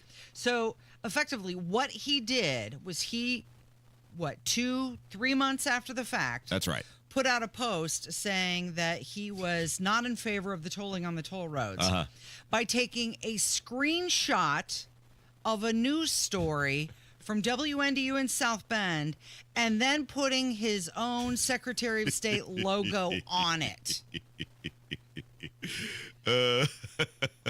Like this news story brought to you by Diego Morales. And here's what's the really frustrating thing is that David Shelton and Jamie Ritenour won't grow a pair and rip him. Like they're running against Diego at this convention as of right now. And those two trying to get them to say anything is like dried. Well, I don't think that's in Jamie Ritenour's personality. Well, it needs to be. To be that way. It needs to be. And Dave Shelton seems like he's just business and too quiet to do Well, then that. they're going to lose. Both of them are going to lose. And by the way, one of them has to get out because if they're both in, then they'll definitely both lose. And And one of them needs to stay in and grow a pair and start telling people. Because here's the problem. Here's what's going to happen. And this is what Diego, look, Diego's a very low IQ person. But the people around him are smart. And what the people around Diego know is that we only go so far. And Indy Star only goes so far. And the Capitol Chronicle is only read so many places. And so while, yes, in central Indiana, everybody knows the rotten, horrible, unprofessional behavior from Diego Morales. He's very popular in northern Indiana. He can go to these corners of the state, and we don't exist there, and Star doesn't exist there, and Capitol Chronicle doesn't really exist there. And he'll just wow, because he's an incredible campaigner. When you don't know his story or know all the stuff he's pulled, he's an incredibly likable guy. He comes off with this great, immigrant story, and people are like, "Oh, this is so wonderful," and that's what they recognize. Which is why that the message has to come from the candidates. Shelton, Rittenauer, they have to start talking at these Lincoln Days to people about who Diego Morales is, because if you don't, people are just going to continue to believe his story, and he's got $1.2 million or whatever it is to tell it, or he's going to have to tell it, and you'll lose. I don't know why this is so hard for people other than the people that I've just named, and obviously some of these other TV stations here, et cetera, to tell the story about what the guy is, because you're right, Casey. He uses the system to his advantage. He laughs at people who try any sense of accountability. He then basically just snickers at the lawmakers because, for whatever reason, we think it's because the money that touches him touches them, many of them too. They're not going to do anything to stop him. Right. And so he'll take their little tongue lashings at the budget hearings, and then he'll just largely get away with it. Move about his. I wonder if that's why he did use the WNDU story to come out against the toll roads, because Wish, RTV, THR, they all did the same story. But yet he's more popular in northern Indiana, so he's trying to attach himself to that area. We did want to update. We are continuing conversations, and I feel terrible for this poor woman who, well, she's not poor. We know what she makes. But this woman who, I don't know if she lost a bet or what, but it has to be Diego's comms woman. We did get another email from her about, she did clarify they are interested in showing the payment for the India trip. And then we responded with the things that we're interested in. Yeah, we need to knowing. see the public. When we say we mean you, the listener. Like, we're just a voice for you. We are expressing the things that you have said, and so we've kind of put that ball back in their court. And she's been very cordial and very nice, and we'll keep you updated on that. But she's been nothing but a wonderful, and I hope she gets to write off having to work for Diego on her taxes as charitable giving. We'll keep you updated as that situation evolves. We have to talk about the New York City mayor's race, and we'll do that coming up from 93 WIBC. No one wants to leave behind stress for their family. That's why a trust or a will is so important. Without one, your assets might go to the wrong people or leave out loved ones. Also, probate is long, expensive, and often avoidable with a revocable trust. Trustandwill.com makes it simple to create a personalized estate plan. A trust or will provides clarity and peace of mind. Get 20% off on your estate plan documents by visiting trustandwill.com/radio. 93 WIBC Mobile News. On the level, on the go. Trying to limit his power. Plenty of sunshine, 85 in downtown Indy with the heat advisory still in effect. Your high today, 92. I'm Jarrett Lewis. Here's what's trending now at 10:31. A Democratic senator is pushing forward with legislation to rein in President Trump's ability to use military force. Senator Tim Kaine says the ceasefire gives lawmakers the ability to have the conversation without the pressure surrounding his resolution that would rein in President Trump's ability to use military force on Iran. This comes as House Speaker Mike Johnson argues the War Powers Act passed in 1973, which requires the president to notify Congress within 48 hours of utilizing the military, is unconstitutional. The bottom line is the commander-in-chief is the president. The military reports to the president, and the person empowered to act on the nation's behalf is the president. Fox's Ryan Schmeltz reporting. Meanwhile, DHS is announcing the arrest of several Iranian nationals who are in the U.S. illegally as concerns of potential sleeper cells in the U.S. grows following the strikes on Iranian nuclear sites over the weekend. ICE managed to make the arrests in just the last 48 hours, some of them in Texas, others in New York and California. President Trump speaking with reporters as he attends the NATO summit at The Hague in the Netherlands with the nation's prime minister. The president reacting positively to the gathering of world leaders. I think the summit was fantastic. It was a big success. You had great people here. Everybody showed up. There were all the prime ministers and the presidents and the kings and the queens. The president has urged members of the alliance to boost defense spending, insisting each nation spend 5% of its gross domestic product on defense. And social media influencer Brian Johnson, also known as Liver King, is arrested by the Austin Police Department on a charge of terroristic threats. Authorities say Johnson himself posted a video challenging comedian and podcaster Joe Rogan to a fight. An investigation there is ongoing. I'm Jarrett Lewis on The Level, on the go, and on WIBC.com. Farnsworth Metal Recycling, a familiar face in Indy. Farnsworth Metal Recycling will pay you cash for your scrap metal. Race Demolition and Farnsworth Metal Recycling may seem familiar to you, and that's because they are. They're trusted local family-owned businesses going back 3 generations in Indy with their familiar orange logo and a name you know. But you may not know they'll pay you cash for your scrap metal. Cash is king. Your scrap aluminum, steel, copper, and brass will get you cash from Farnsworth Metal Recycling. Just drop it off or schedule a pickup, and you'll put cash in your pocket. Raise Demolition and Farnsworth Metal Recycling. Local names you can trust with 2 locations. Farnsworth Metal Recycling, a familiar face in Indy. Get cash for your scrap. Get started at farnsworthmetals.com. We all hear the radio ads about the IRS. They tell you to be afraid, to be scared, and they try to frighten you into calling. I'm not here to do that. Tax Relief Advocates is different. TRA is here to tell you that if you owe money to the IRS, whether it's $5,000, $50,000, or $500,000, we have a solution. It doesn't matter if you're sitting in your car, at work, or with your kids. No matter where you are, call now. 800-575-9379. Don't lose hope. TRA can eliminate or reduce what you owe to the IRS. Generous programs are now available that can give you a fresh start. Our passion is taxes and helping individuals fix their IRS problems. We have over 1,000 5-star reviews on Google and an A+ with the Better Business Bureau. You don't need to be afraid of the IRS any longer. End your tax nightmare today by visiting us online at TRA.com or call 800-575-9379. That's 800-575-9379. Tax Relief Advocates. Real solutions for real people. Trump country is booming.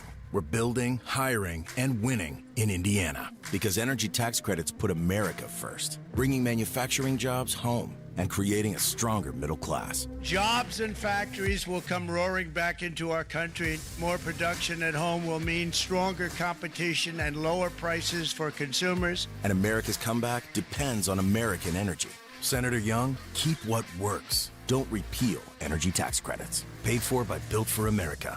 The Depot presents Freedom Fest featuring a free concert by Smash Mouth this Saturday at Depot Street Park in Greenfield. Beer garden, food vendors, and Smash Mouth. Gates open at 2.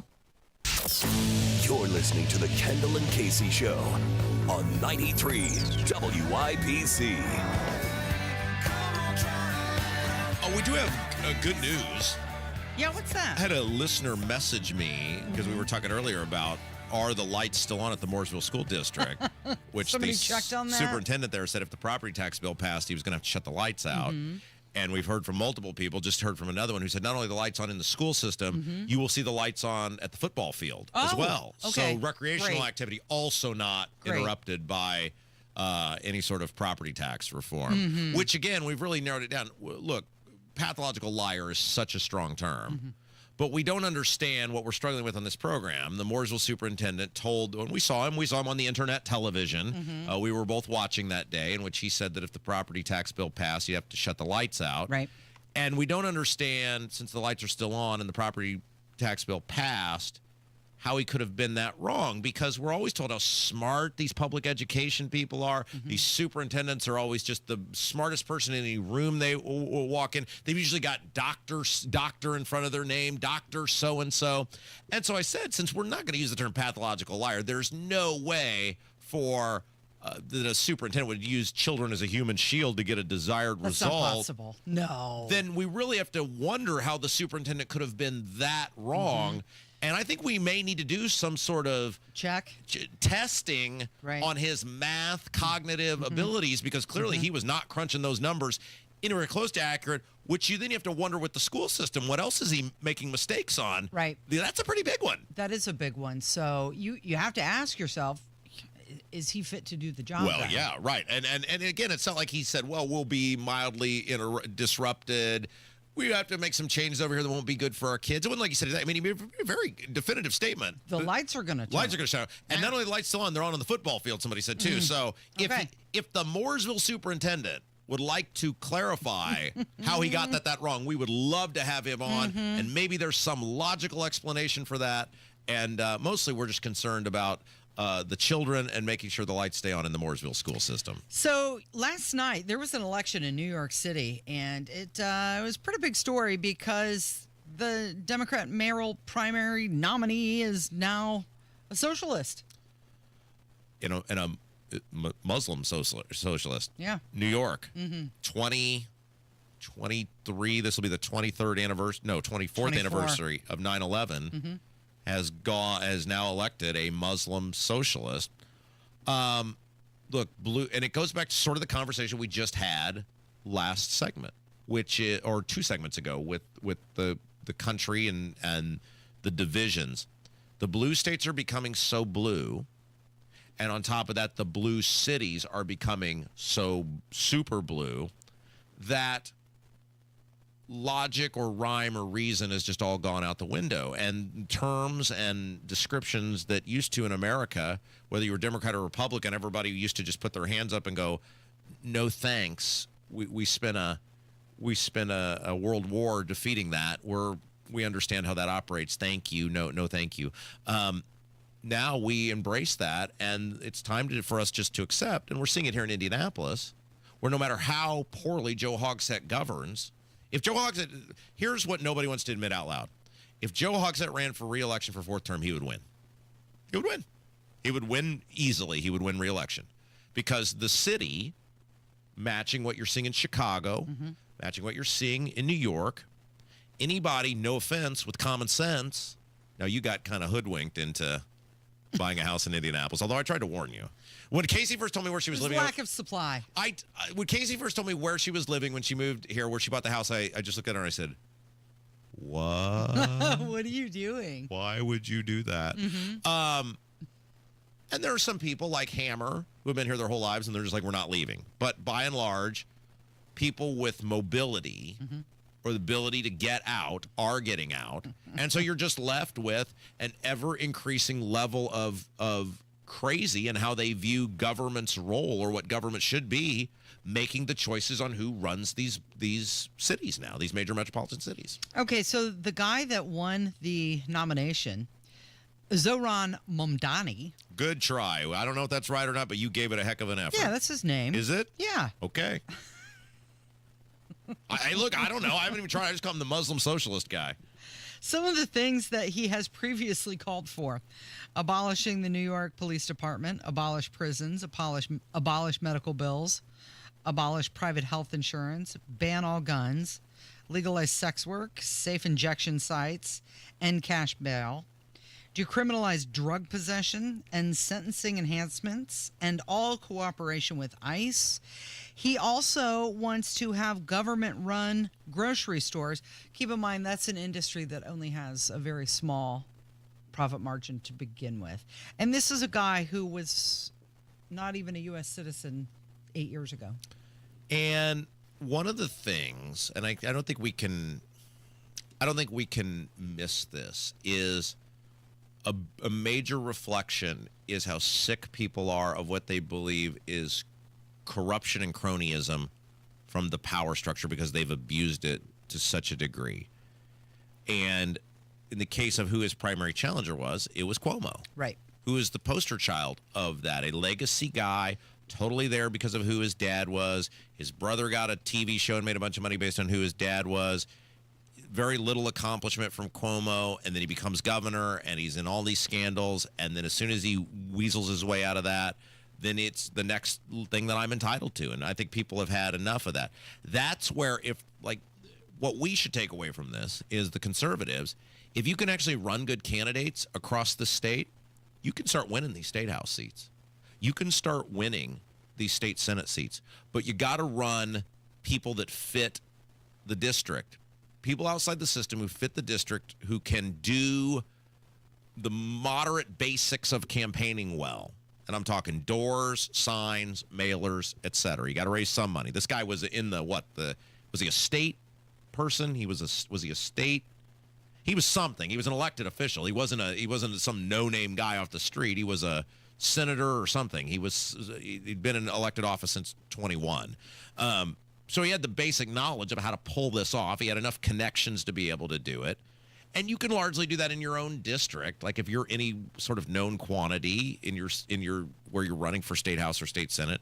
But people are really sick of the corruption. They're really sick of the entitled elitist people thinking they have some birthright to these public offices. And if you run somebody decent who can look the part or say the right words, you can win. You can beat these incumbents. Well, the one thing I think about that if this nut job, Cynthia Nixon, says to vote for this guy, then he might be bad. Now we have a chance to elect Zoran, to have fast free buses, to have rent-stabilized apartments with the rent frozen. We have subsidized grocery stores, and we have free child care from ages 6 months to 5 years. We have a guy who will stand up to Trump, and we will have a guy who creates a city for all of us. So that's some TDS playing into that. A guy who will stand up to Trump. Well, sure, she's an insane person. Mm-hmm. But the problem is, look at the alternatives, right? When these people look around and they see the alternative, it's some corrupt, underhanded, criminal empire guy who's the other choice. And that's why I've said I really believe that if a Jesse Brown, socialist on the Indianapolis City County Council, were willing to put the effort in to actually raise money and campaign, I think in 27 he would surprise a lot of people on how well he would do. And I put this on Twitter last night. He would be by far the most honest person running. I think ethically he would be by far the most ethical person in the Democrat primary. I mean, I get along fine with Jesse Brown because I know where he stands and he's honest. I have no problem sitting down with him. I think he's crazy on his plans, but I don't think he's corrupt. I think he's an honest person. I think he will look right at you and say what he thinks, and he will call people out in his own party. In a weird way, Jesse Brown and I are the same. We're the Spider-Man meme. We're the same guy pointing at each other on the total opposite ends of the spectrum. And so I think if he were to put his foot down and try to do it, I think people would be surprised how successful he'd be because these cities are lost causes and they are so blue. Well, with that guy being the nominee now, does that potentially will help the Republican? In New York, no. No, Casey. Eric Adams might have a shot as an independent, but anyway. All right, Hammer's next. It's Kendall Casey on 93 WIBC.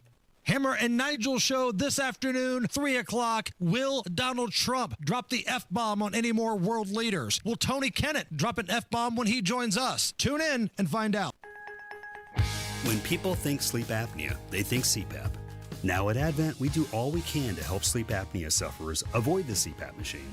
And most sleep apnea sufferers who come to Advent are going to be able to avoid a CPAP altogether. Our unique Advent approach using simple in-office solutions can get your nose working and throat open all under one roof.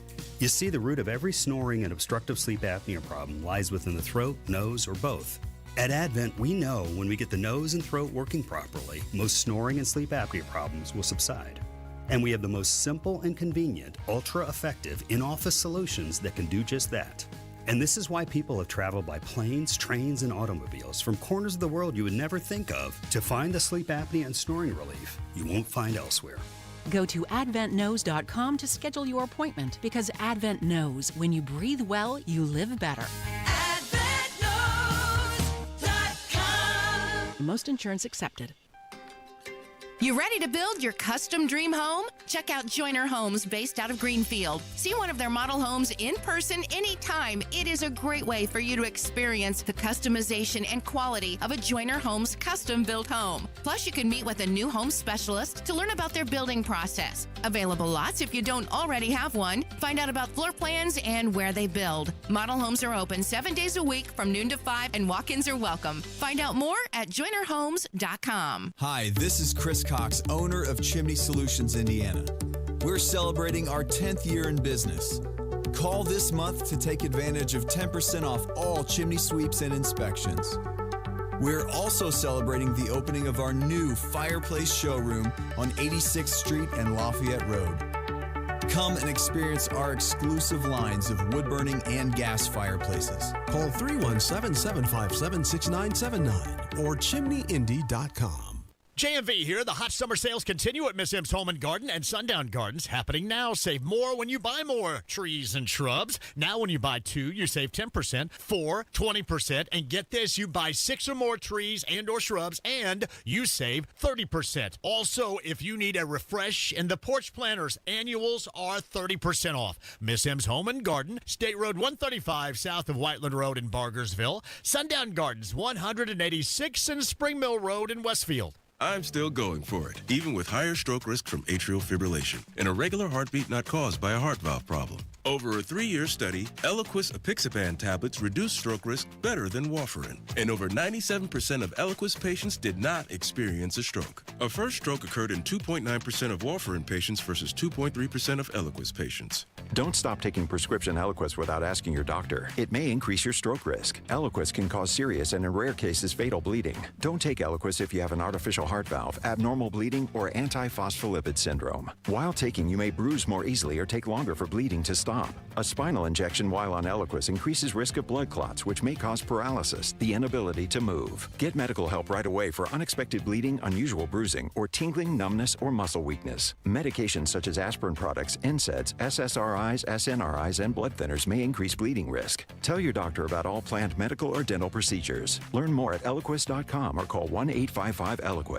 We all hear the radio ads about the IRS. They tell you to be afraid, to be scared, and they try to frighten you into calling. I'm not here to do that. Tax Relief Advocates is different. TRA is here to tell you that if you owe money to the IRS, whether it's $5,000, $50,000, or $500,000, we have a solution. It doesn't matter if you're sitting in your car, at work, or with your kids. No matter where you are, call now. 800-575-9379. Don't lose hope. TRA can eliminate or reduce what you owe to the IRS. Generous programs are now available that can give you a fresh start. Our passion is taxes and helping individuals fix their IRS problems. We have over 1,000 5-star reviews on Google and an A+ with the Better Business Bureau. You don't need to be afraid of the IRS any longer. End your tax nightmare today by visiting us online at TRA.com or call 800-575-9379. That's 800-575-9379.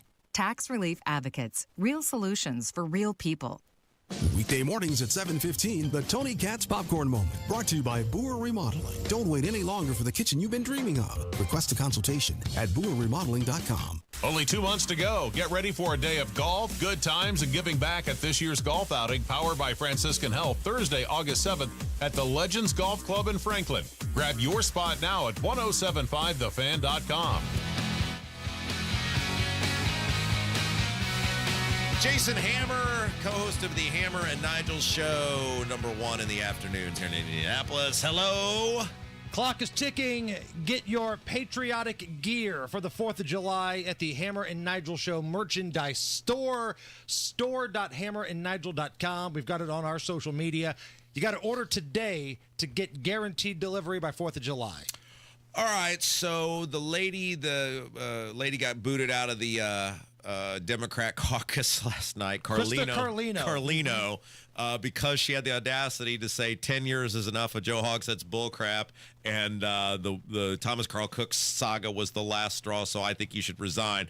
And she was punished for that by getting kicked out of the Democrat caucus on the city county council. So Jesse Brown was kicked off the Democrat caucus, and now Krista Carlino has. So anybody that feels like women being harassed in the workplace is wrong, Vop Osley becomes Johnny Tough Guy. And listen, you probably know the inside baseball more than anybody, Rob.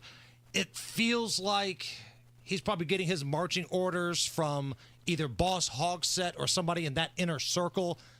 But, boy, nobody's came off like more of a pompous, just arrogant ass in the last couple of months than Vop Osley has. Yeah, and I'd say this. I mean, at this point, Joe Hogsett appears to be some sort of mafia don figure.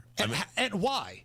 Why? know. Like, it's not like there's some other big-time Democrat that's ready to take the reins here. What are they scared of Joe Hogsett for? Why are we bowing down to an alleged drunk that went missing during the riots, that has record homicide and crime in the city, that has a major sexual harassment scandal, which nobody believes that Mickey Mouse report that came back? I mean, there's more stuff out of it than they put in that thing, and then they paid him $350,000 more. I mean, why all of a sudden are they treating this guy like John Gotti? This goes back to, and Casey, you and I have had this conversation many times. When I went to work at the state auditor's office, there was some scandal that was afoot when I first got in there, not in our office, but in the State House. And I remember asking a very powerful, I was totally naive in the Rob Kendall origin stories. This is one of the moments. I was still red good, blue bad, right? And I remember asking a very powerful person in state government, I said, why is nobody talking about this? Like, this would destroy the other team's side. This is a freebie. And this person looked at me and they said, what you will find in this building is that everybody's dirty. And everybody knows everybody else's dirt. And sometimes the dirt leaks out, right? Like in the case of these OWIs or whatever. But for the most part, everybody knows everybody else's stuff, and they all protect each other. Right. And especially in the case of the Republicans who are saying nothing about this, who will not call for his resignation. Right. It really feels like, and we've laid out how much money some of these guys, either the companies they work for or the organizations they work for, are getting from the city. Contracts, That's what this feels like. Is everybody's afraid of Hogsett because of the money that he has control over, and who knows what dirt he's got on them and how that'll reflect on them. And that's sickening, because we can't make fun of Chicago politics anymore. No. Look what we're doing here. Look who our mayor is. He went missing, and the local media thought it was cool. He went missing.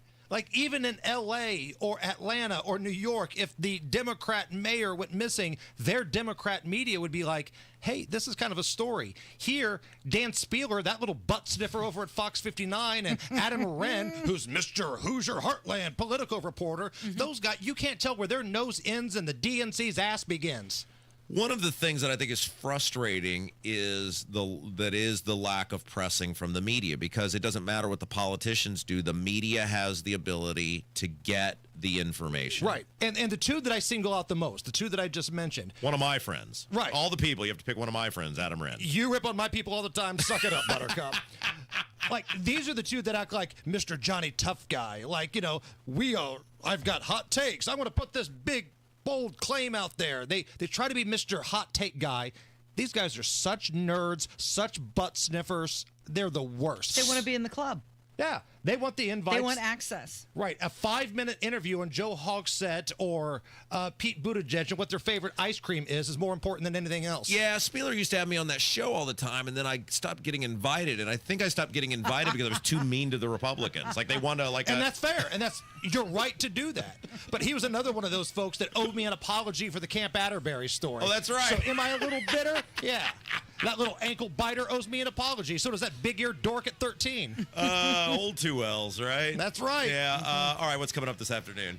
This Wednesday, right? It's Wednesday? That's Tony Kennett Day. The Tonus will join us. More on this crazy, ridiculous city county council that we have here in Indy.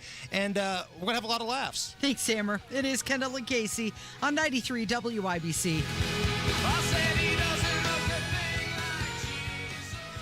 If you suffer from burning, tingling, or numbness, pay special attention as we discuss neuropathy with Dr. Matt Schulke, chiropractic neurologist and board certified in neuropathy.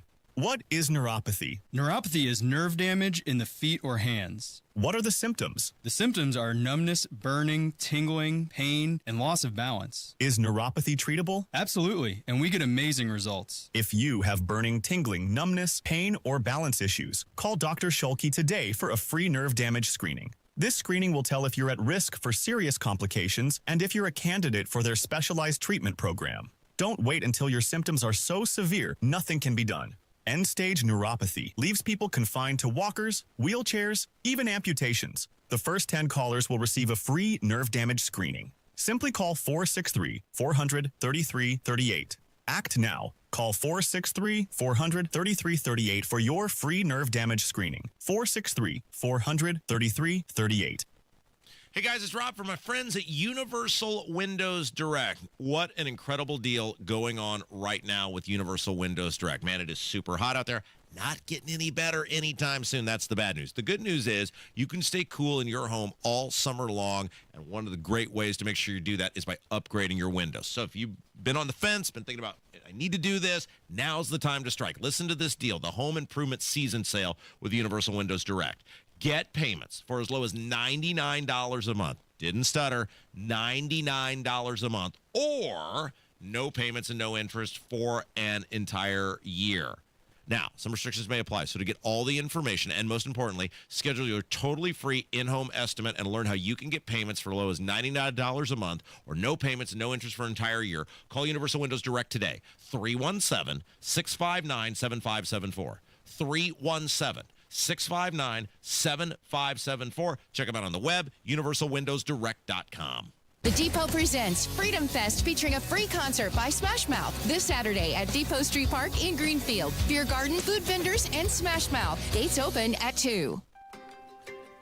Neighborhoods are popping up everywhere, but if you want something different than what you're currently seeing, Joyner Homes, based out of Greenfield, can build you a unique custom home on your own private lot or anywhere you can bring your own builder. They've built hundreds of homes across central Indiana. Visit Joyner Homes Model Homes or go to joynerhomes.com to see floor plans and pricing and more. With Joyner Homes, you can even start from scratch if you want. Check out their 5-star Google reviews and visit joynerhomes.com. Nobody cares for you like family. Family heating and air. Maintenance is going to drastically increase the efficiency and performance of your system. It's also going to significantly improve the longevity of it. People think that they are saving money by skipping their maintenance, and in reality, they're just shaving years off the life and increasing the consumption of that unit, spending a lot more in the long term. Get your tune-up today at Family Heating and Air, your trusted local independent American Standard heating and air conditioning dealer. Make this your year. Looking for a new career in the high-demand fields of IT and cybersecurity? Attend classes live online or on campus. Go to mycomputercareer.edu and take the free career evaluation today. Financial aid is available to those who qualify. Trust employee owned. B-Windows extending our employee discount to you. Up to 55% off, plus 18 months, no interest, no payments. Trust your home to be. Coming up in 2 minutes from the Technology Recyclers Studios, heat, but also storm chances. We'll have a look at the weather soon. A Fort Wayne union leader is seeking the resignation of the top fire official, and which Trump official was in Indianapolis this week. You're listening to 93 WIBC, WIBC HD1 Indianapolis. It's 11 o'clock. Totally obliterated. I'm Dave Anthony. Fox News President Trump keeps insisting that's what happened when the U.S. airstrikes hit Iran's nuclear facilities. I said, Iran will not have nuclear. Well, we blew it up. It's blown up to kingdom come. Then after he said that, at a news conference at the NATO summit, Defense Secretary Pete Hegseth stepped up, pushing back on news reports leaking initial Pentagon analysis that the damage could be limited. So if you want to make an assessment of what happened at Fordo, you better get a big shovel and go really deep, because Iran's nuclear program is obliterated. Iran's foreign ministry admitted today the airstrikes caused severe damage. Israel says Iran's ability to make nuclear weapons has been set back many years. The president also called the NATO summit that just ended a big success. Almost every one of them said, thank God for the United States. Without the United States, they couldn't really have NATO. It wouldn't work. And he praised the leaders of the other 31 countries in the military alliance for agreeing to boost their own defense spending, but not Spain. I don't know what the problem is. I think it's too bad. So we'll make it up. You know what we're going to do? We're negotiating with Spain on a trade deal. We're going to make them pay twice as much. Before the news conference in the Netherlands, the president met with Ukraine's leader, Volodymyr Zelensky, as he keeps trying to stop the war with Russia. Couldn't have been nicer, actually. But I took from the meeting that he'd like to see it end. I think it's a great time to end it. I'm going to speak to Vladimir Putin and see if we can get it ended. A Democratic congresswoman's due in court this hour in New Jersey. LaMonica McIver facing federal charges of obstructing federal agents after a scuffle outside an immigration detention center. This afternoon, Kilmar Abrego Garcia could be released from jail in Tennessee while awaiting federal trial on human trafficking charges after he was brought back from El Salvador from a controversial deportation in March. If he is released, Abrego Garcia is expected to be immediately arrested again. DHS spokeswoman Tricia McLaughlin said the illegal migrant would never be free on American soil. That's Fox's Gernal Scott. America's listening to Fox News. 93 WIBC Mobile News. On the level, on the go. Still cranking up the AC. Sunny 87 in the Circle City. Feels like 98. High today 93. I'm Jarrett Lewis. Here's what's trending at 11:02. The heat is here for a few more days, but what about storm possibilities? There are storm chances every single day over the next 5 to 7 days, and that includes today as well. And you know, those storms, as we have storms that develop during the afternoon hours, those could provide a brief cool down. Meteorologist Greg Mello with the National Weather Service in Indy says heat index values will be around 100 today with 90-degree temps possible into the weekend as well. The leader of the Fort Wayne Firefighters Union is calling on the fire chief there to resign. Jeremy Bush says Chief Eric Leahy has put the department in a bad spot. We are dealing with some issues here that have systemically led to understaffing of our department. This month alone, we have over 275 shifts of firefighters that have to work to keep rigs in service. And that's no small number. I mean, we would have had multiple rigs every single day that would have been shut down. According to Bush, over 300 firefighters were polled back in January, with around 95% of them saying they are not confident in Chief Leahy. Head of the Small Business Administration, Kelly Loeffler, in Indianapolis this week to promote the Big Beautiful Bill. She spoke to Wish TV Tuesday while touring Olsum Custom Designs, saying she wants to see the bill passed soon. Working families and small businesses will face a $4 trillion tax increase if this bill doesn't pass. Hardworking families will see $13,000 more in take-home pay if this bill passes. Republicans in the House are hoping to send the bill to President Trump's desk by the 4th of July. The threat of terrorist sleeper cells feels more real than ever after U.S. airstrikes on Iran's nuclear program. Senator Todd Young tells Wish TV that intelligence teams are working to stop any potential attacks. No one wants any further military action. We need to threaten military action and let the Iranians know that that's a clear and present danger to them. That's the best way we can avoid it. Young, who sits on the Senate Intelligence Committee, said there's no sign of a specific threat right now, but he's most worried about sleeper cells that may have crossed the southern border. And the Indiana Fever are finishing their West Coast trip with a win. They beat Seattle last night 94-86.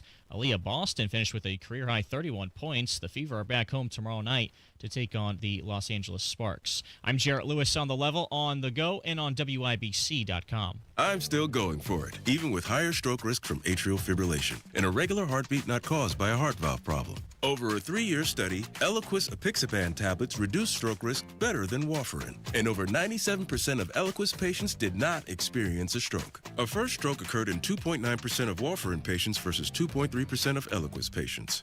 Don't stop taking prescription Eliquis without asking your doctor. It may increase your stroke risk. Eliquis can cause serious and in rare cases fatal bleeding. Don't take Eliquis if you have an artificial heart valve, abnormal bleeding, or antiphospholipid syndrome. While taking, you may bruise more easily or take longer for bleeding to stop.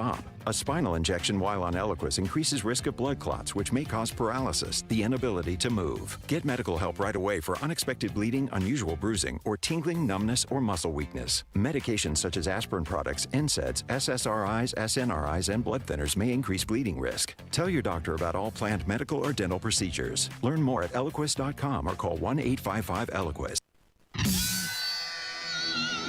You're listening to Rob Kendall. When we talk about sending money somewhere, we're talking about printing the money because we have no money. And Casey Daniels. My government would never lie to me, would they? On 93 WIBC. Stop the presses, Casey. Yes, I know. What is going on? Stop the presses. This date. June the 25th. Yes. 2025. 11:06 in the morning. We have a groundbreaking moment in the history of our society.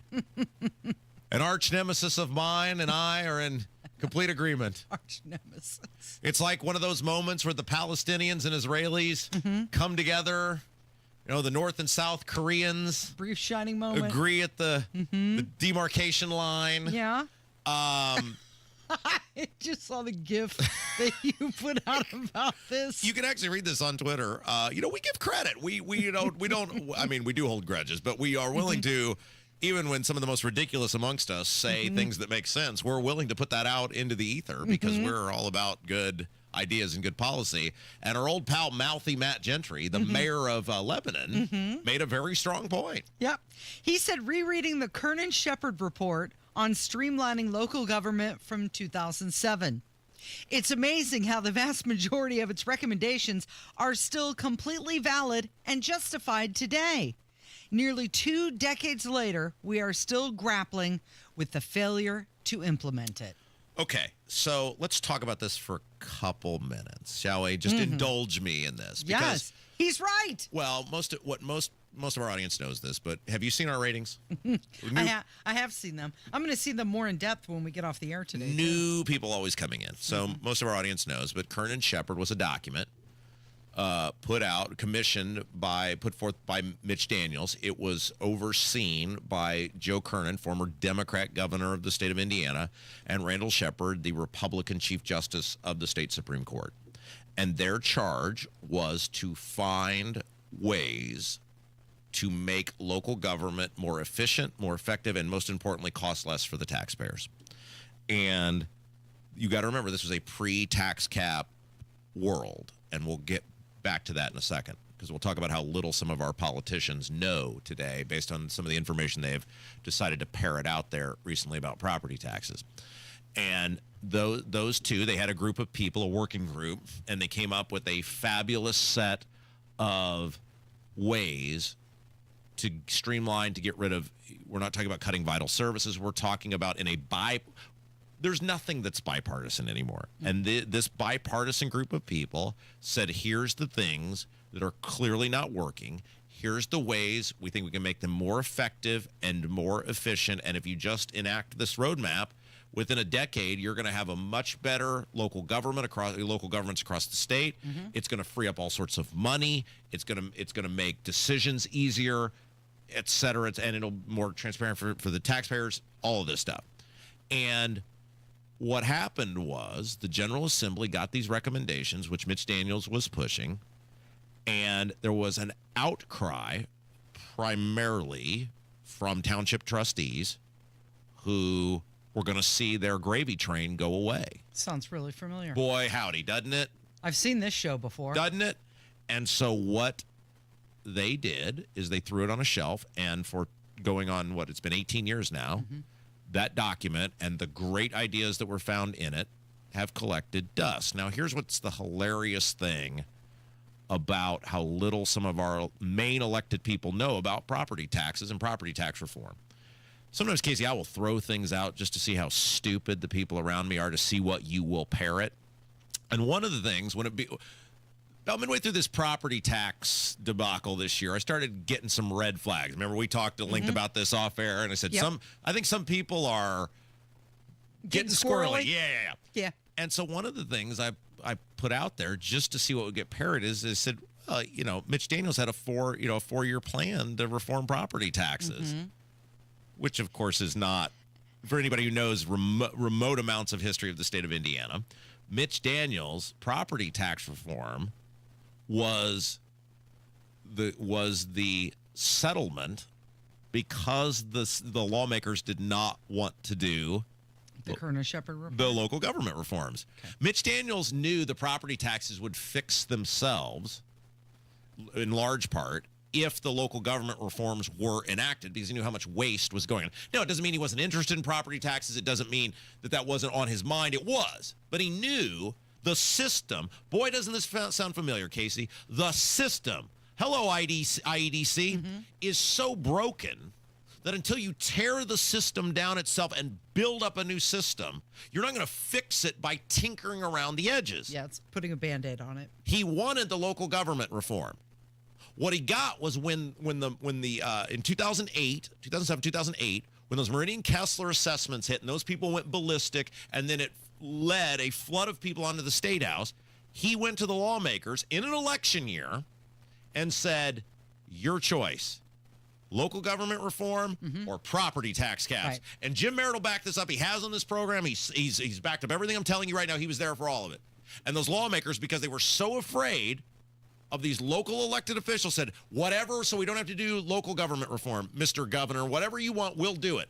And that is how you got bipartisan support, which the property tax caps passed as, and then 2 years later went in the Constitution. Now, because our governor doesn't know his head from his ass, and he's joined right there and not knowing his head from his backside by the lieutenant governor. No. What did those guys start parroting, Casey? Now they're saying, well, he's got 3 more years, 3.5 more years. That's the official talking point from Micah and Braun. And they said, Mitch Daniels didn't finally get the caps done until his last year. Mitch Daniels wanted local government reform, which is the exact thing I've been saying, haven't I, throughout this whole process. Until you reform the local governments, and they don't even have to do any work. It's all in the book. And how many things do Matt Gentry and I agree on? Very few. It's all, you don't have to, a new commission, a new study, a new nothing. It's done. It's been done for 20 years. Where is that report? Yeah, it's collecting dust on various people's shelves across the greater state of Indiana. But my point of all this is you have elected officials who, one, are complete cowards. They do not have the guts to look at these local governments. Townships are sitting on $700 million. Even if you give them, which I don't, but let's give them what they said in those hearings, that like half of it's allocated to already bonded measures. Don't believe that for a second, but let's give it to them. That's $350 million with nothing to do. They, by and large, serve no purpose anymore other than some rural townships funding fire departments. What do? They cut cemeteries, maintain parks. You're going to tell me that some existing agency of government can't cut cemeteries, maintain parks, administer poor relief? No, of course not. It's about power, and these lawmakers know the likely primary challenges come from the local government batch of people, most likely as township trustees because of the support they have in the communities in which they live, and so they don't want to take it. And then you've got lawmakers who just say whatever they hear with zero history or understanding or anything on all of this. And I don't know whether the governor and lieutenant governor actually believe this. This was all about local government reform, which is what it's been about for people who know what's going on for 20 years now. Our system is corrupt.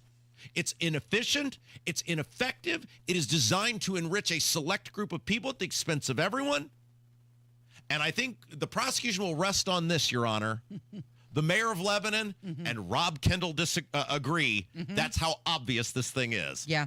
Isn't today the day they're going to determine what the next legislative session is all about? Well, I can't wait. No doubt Braun's got all sorts of local government reform plans. He's got that ace up his sleeve. Maybe you should tell them what it's going to be about. If they're just repeating after you. I mean, that's ridiculous, though. Yeah.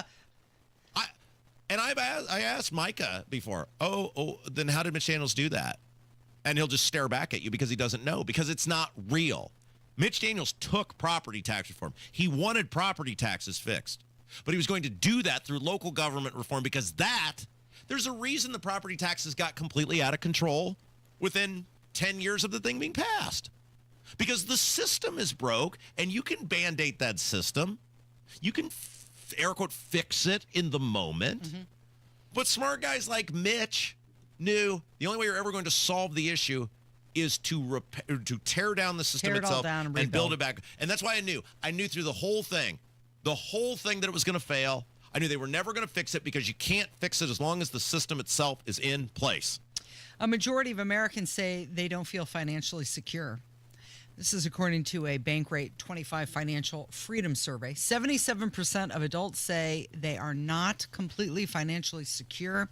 That is up from 24, also up from 23. Here's the interesting thing about this. You can read about this right now at WIBC.com. This survey found out one of the main reasons, obviously, rising costs of things and also slow wage growth. But if you had a $100,000 salary in 2020, it has the same buying power today as $124,000. That's an incredibly scary statistic. So without getting a raise, many people feel like they've lost $24,000 in income. Well, you have. Yeah. I mean, and you think about the areas that have been hit hardest. It's food, It's housing. It's I mean, those are the two big ones that affect Americans day to day, but even like buying automobiles, things of that nature. I was thinking about this yesterday because we did that story on older people are not selling or leaving their homes. What compelling reason would they have to do that? You couldn't today. You couldn't, if you have an existing middle-class suburban home, you could not sell that home. Let's say you own it free and clear.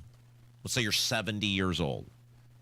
You could not sell that home, owning it free and clear, and because of the cost of materials, have enough to pay cash for what it's going to cost in one of these communities or whatever to build a new home. Can't even get them built anyway, but even if you could, you're not going to be able to do that.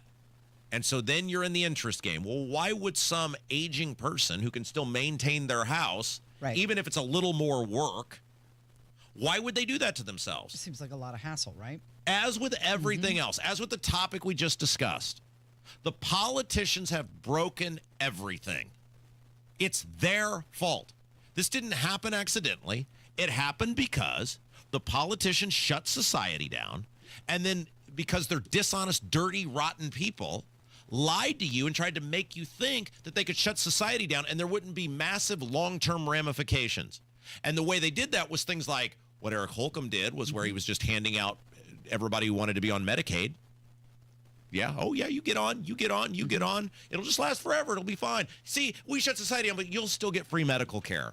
You'll still get it. It's fine. Of course, what's happened with that? That's a complete dumpster fire. Kicking all the people off now because they're out of money.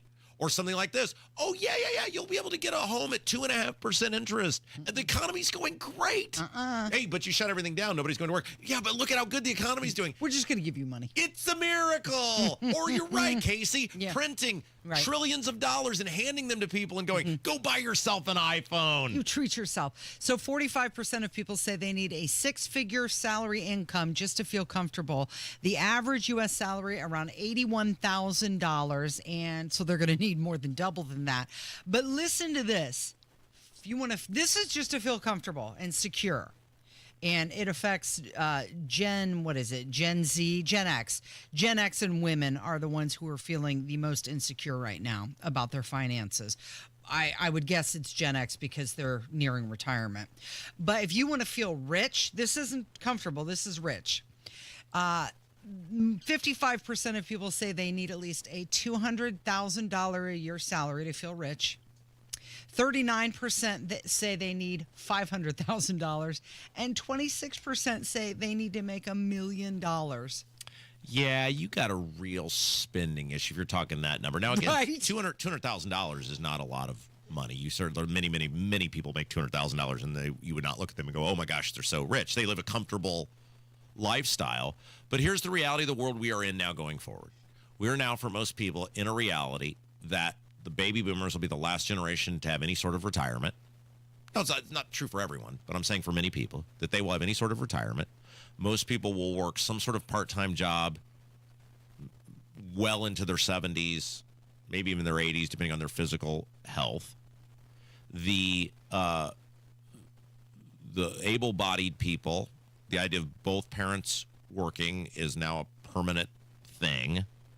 And for the able-bodied people, I think you're going to start seeing two full-time-ish jobs becoming more and more common, even in households where parents are married and everybody's working and everything else. I mean, it's just, you cannot stretch the money from one year to the next as far as it went the year before. And if the raises at whatever company you're working for, which that's not happening, people are getting replaced by automation, by artificial intelligence, blah, blah, blah. The only other option is you got to go find another job, second gig. Yeah. You had a thing last night in Brownsburg. Well, I didn't go. I just heard. I didn't go, but I did hear. I had some spies. To the relief of everyone there. Some spice. Well, they didn't show up. They did it in the middle of the day. They're doing that on purpose. This was so they know weird. where you are they did until it in the noon. Middle of the day. Yeah, we want the update though. That's coming up from 93 WIBC. NBA playoffs are about to begin. The energy is different. The tension is thick. From way out, and he hits another one. He's at the goal, and he dunks. Halliburton for three. Three ball. Halliburton backs up. Oh, that did not happen. The Indiana Pacers, the Eastern Conference Championship. Halliburton has it pulling up and hitting. Thank you for making us all Pacers proud.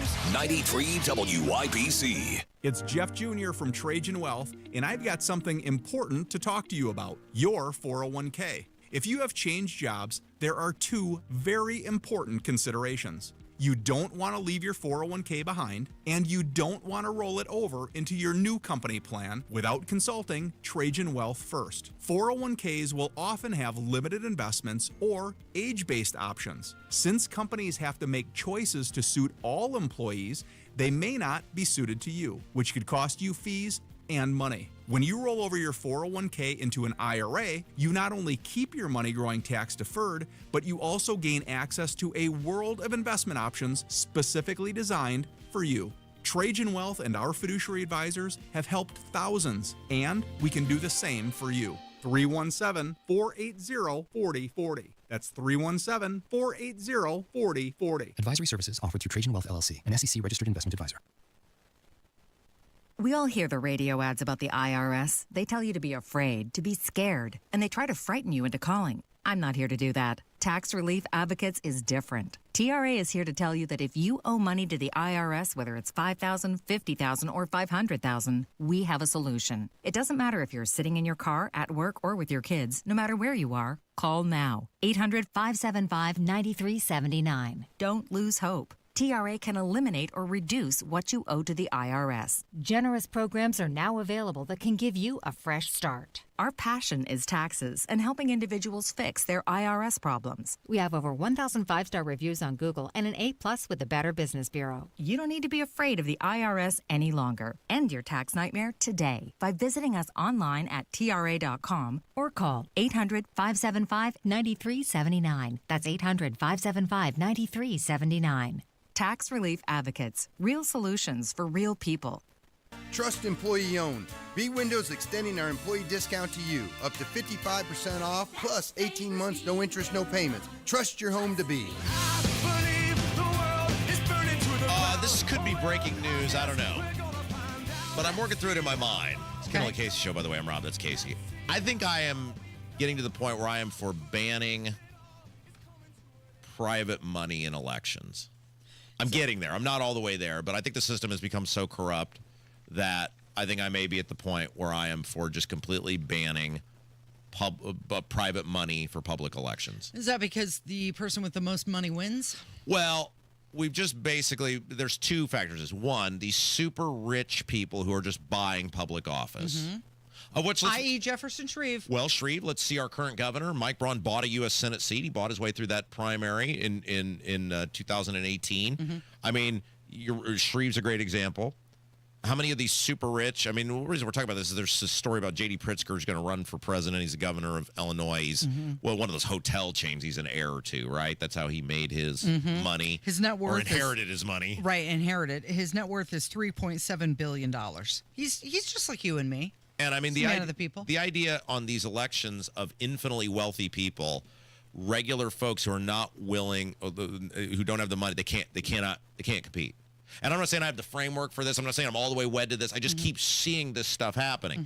Now, the other side of this is the amount of money that super rich people are giving to politicians, and then what's happening because of that, and how do you compete with this? So here's a great example. Our guys, the Indy Reporter guys, if you're not following them, you need to follow the Indy Reporter on Twitter at Indy_Reporter_ is the account. These guys dig and do stuff and find things on politicians unlike any group I've ever seen. It's unbelievable the amount of research they can find, and very quickly. So they've started digging into these guys that Braun appointed to the IEDC. Right. And one of the guys they found is this guy named Gus Olympidis, I think is his name. Olympidis. And Fox 59 describes him as a Valparaiso resident who is the owner of Family Express convenience stores. Right. According to Indy Reporter, Casey, would you like to guess how much money they found that Gus Olympidis gave to or people related to Family Express Corporation. I mean, that's the guy. Right. How much they gave to Mike Braun. Yeah. It was around $20,000? $15,000 according to this. Now, why is that just the world's biggest coincidence that the guy now he's got his company or now whatever? He's a board of director on the IEDC. And now he's on the IEDC. You and I can't give 15. Thank you. Well, you don't know. But the point is that's a real interesting convenience and I bet coincidence. And I bet as they start digging into the rest of these guys, they're going to find stuff interesting like that. And by the way, that appears to be all above board. You can do that in this country. Nobody's saying he can't. In this state, nobody's saying he can't. But what sort of access does that guy get versus, say, you and me? If Mike Braun were running a campaign in which he had to accept, first of all, Mike Braun would not be the governor right now if he had to accept public money and run by the same rules. Everybody plays by the same field of money, right? But would Gus Olympidis have been pointed to the board of the IEDC? I don't know. Maybe he is just that brilliant and that bright. I do think the odds would have gone down. And so what we're doing is, and like all these guys who are giving huge money to Diego, these large dollar donations that have to be reported. For what? Why would that be taking place? He's doing such a good job monitoring automobiles. None of this makes any sense when you say it out loud, other than this is legal ways for people to buy access and influence. Right. Again, the way the rules are set up right now, that's totally fine. You can do that. So what are you saying? They all just get a certain amount of money and do the best with it you can? Good luck. Yeah, I don't know what the exact structure would look like. I'm just saying that the more I see this stuff play out, the more and more I am warming up to the idea, because I've struggled with this, because money is freedom of speech. Your money is your freedom of speech. But the politicians have proven themselves incapable of behaving in a responsible and upright manner with your freedom of speech. Isn't that what your friend Jay said when he went on that rant and he was talking about people not being involved and you have to be involved with your money?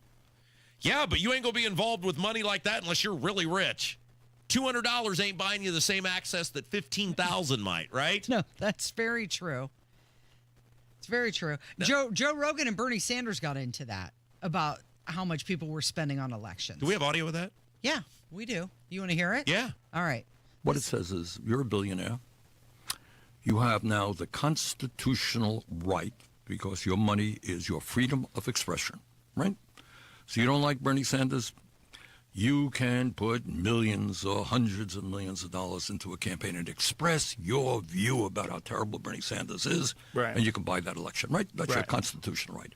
I think that's probably the worst decision that the Supreme Court has ever made. So what is the result of that decision? The result of that decision, let's take us to where we are today, is that Elon Musk, and I know Elon was on your show, and he's here in Austin, huh? Yeah. Okay. And we could talk about Elon, but he spent $270 million to elect Trump as president. Okay. I think that's absurd that any one person... What's the most someone donated towards the Harris campaign? They spent a lot of money on Harris as well. They spent $1.5 billion just over the course of a couple of months. You got it. All right, let me talk about it. So yeah, I'm not here just to say it's a Republican. All right, yeah, right. And he's so disingenuous that when he gets hit on that, of course, he just mumbles out of that. He's the same guy who, when he got asked in an interview one time, if he loves the government so much, why doesn't he voluntarily pay more taxes? And he scoffed at the people. But you and I have no chance of having the same influence as these other people do. Correct. And not currently. Is that the society we want to live in? Because we see this how many times where so-and-so gave money and, oh, look at the policy that came out.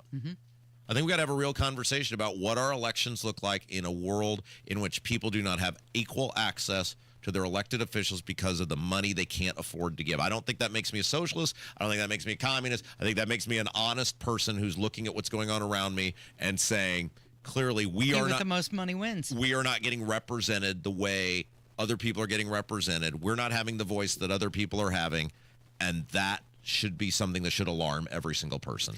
You're listening to Kendall and Casey. It is 93 WIBC. 93 WIBC Mobile News. On the level, on the go. The heat is on.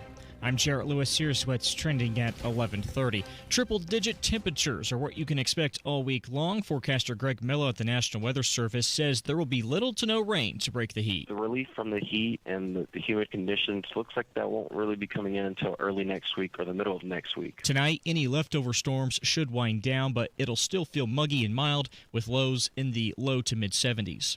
Some Indiana leaders say cyber attacks and sleeper cells are the top threats from Iran following airstrikes from the U.S. over the weekend. The leader of the Fort Wayne Firefighters Union, Jeremy Bush, says he and a majority of firefighters are not confident in Chief Eric Leahy. They're calling on him to resign. And the Indiana State Fair announcing today that Big Top Circus is coming to the fair this summer with free daily shows in the afternoon. I'm Jarrett Lewis on The Level, on the go, and on WIBC.com. Life can be full of risks. One thing you shouldn't take a risk with ever is your family's health insurance. If you're self-employed or you now need affordable health insurance, you need to make this free call right now and see how the Health Insurance Helpline can help you get it. We specialize in helping the self-employed and people just like you that need affordable health insurance to get it. We have short and long-term health insurance plans, and some even cover dental, vision, and prescription drugs. Don't take a risk with your family's health insurance. It's not worth it. If you're self-employed or now need affordable health insurance, call right now and learn for free how to get it. Listen, affordable health insurance plans for everyone just like you are a free phone call away. So give us a shout right now. 800-659-7540. 800-659-7540. 800-659-7540. That's 800-659-7540. Garage Doors of Indianapolis is everything that's right about Central Indiana. They've been locally family-owned for 50 years, helping our local economy remain strong by employing 70 families. Garage Doors of Indianapolis is proud to do business right here in the great state of Indiana. They're a conservative-minded company that shares our values and stands by their products and services. You can call Garage Doors of Indianapolis today for service today. 875-4577, 875-4577, or visit doorstoday.com. Hey guys, it's Rob for Life Church. If you're looking for a new church home or even a first church home, consider checking out the place we call home, Life Church. They've got 4 campuses for you across Central Indiana. They're in Noblesville, Fishers, Eagle Creek, and Pendleton. Plus, they've got great online services. At Life Church, you're so much more than just a number. You're treated like an individual. They're warm, they're welcoming. They'd love the opportunity to meet and welcome you and your family. See what it's all about. You got nothing to lose, everything to gain. Learn more about them on the web, lifechurchin.com. Road trip! This summer at Tire Discounters, your tires are your passport to savings, because you're driving to Paris, Texas, then it's off to Rome, Georgia, and you'll be kissing the Blarney Stone in Dublin, Ohio! Right now, save up to $494 when you buy 4 tires, and that includes a free alignment and oil change. Stop at Tire Discounters before you see the world.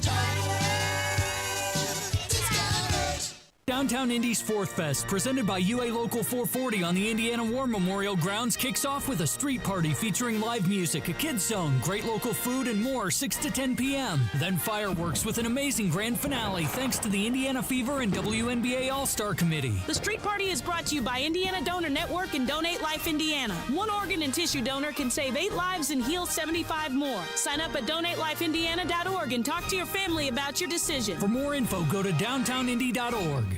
No one wants to leave behind stress for their family. That's why a trust or a will is so important. Without one, your assets might go to the wrong people or leave out loved ones. Also, probate is long, expensive, and often avoidable with a revocable trust. Trustandwill.com makes it simple to create a personalized estate plan. A trust or will provides clarity and peace of mind. Get 20% off on your estate plan documents by visiting trustandwill.com/radio.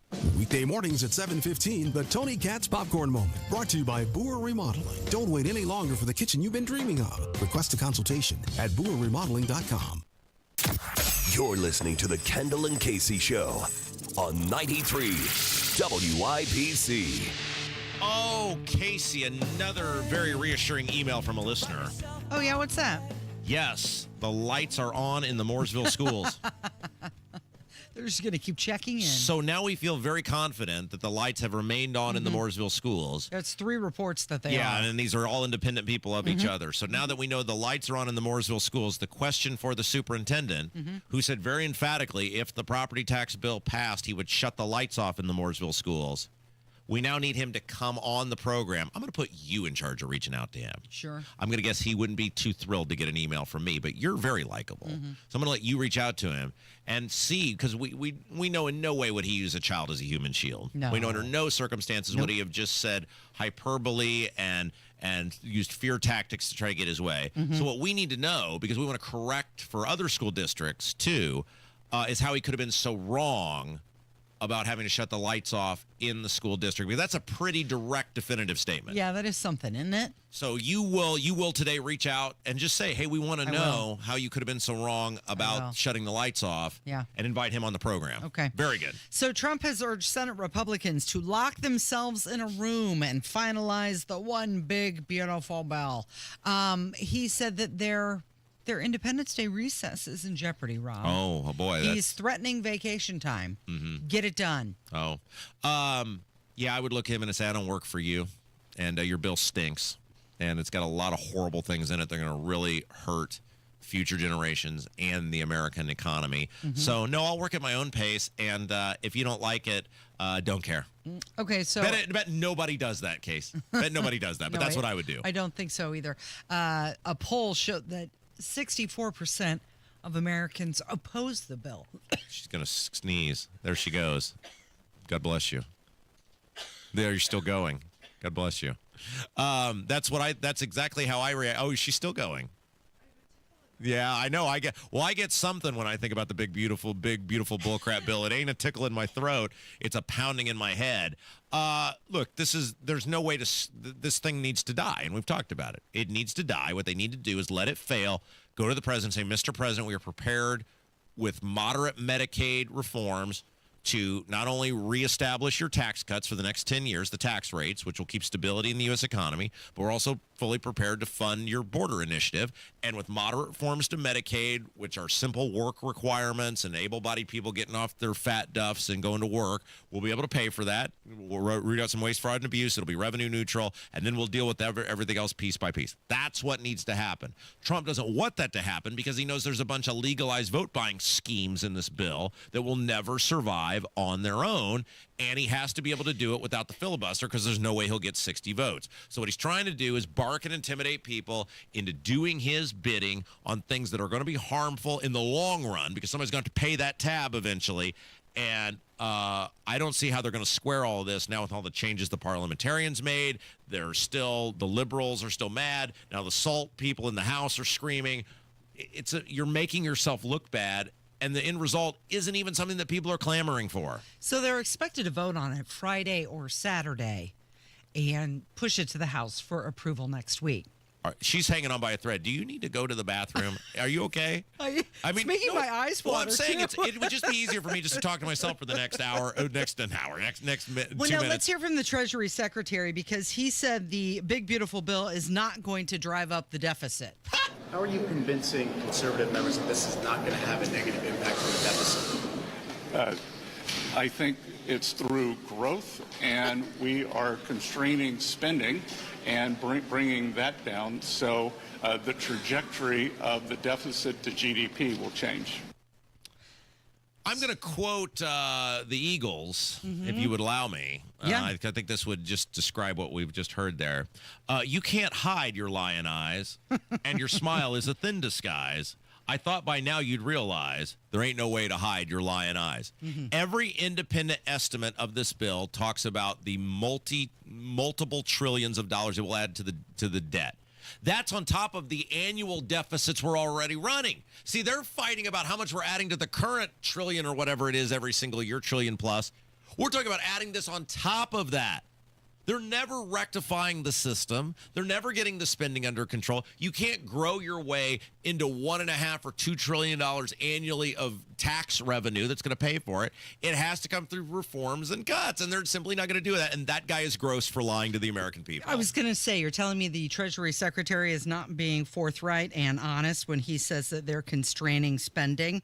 Okay, we've got Abdul, who is going to join us next. We're going to go into this city councilor who called for Hogsett's resignation, also for Vop Ostley and Allie Brown to resign their posts as president of the city council and vice president of the city council, and how she got the old heave-ho from the Democrats. They said, you can't call on the mayor to resign. Booted from the caucus. Defend Joe Hogsett at all costs. And, boy, it is wild how these Democrats have totally dug in on Joe Hogsett, including kicking people out of their caucus if they have the audacity to say Joe's got to go. It's Kendall and Casey on 93 WIBC.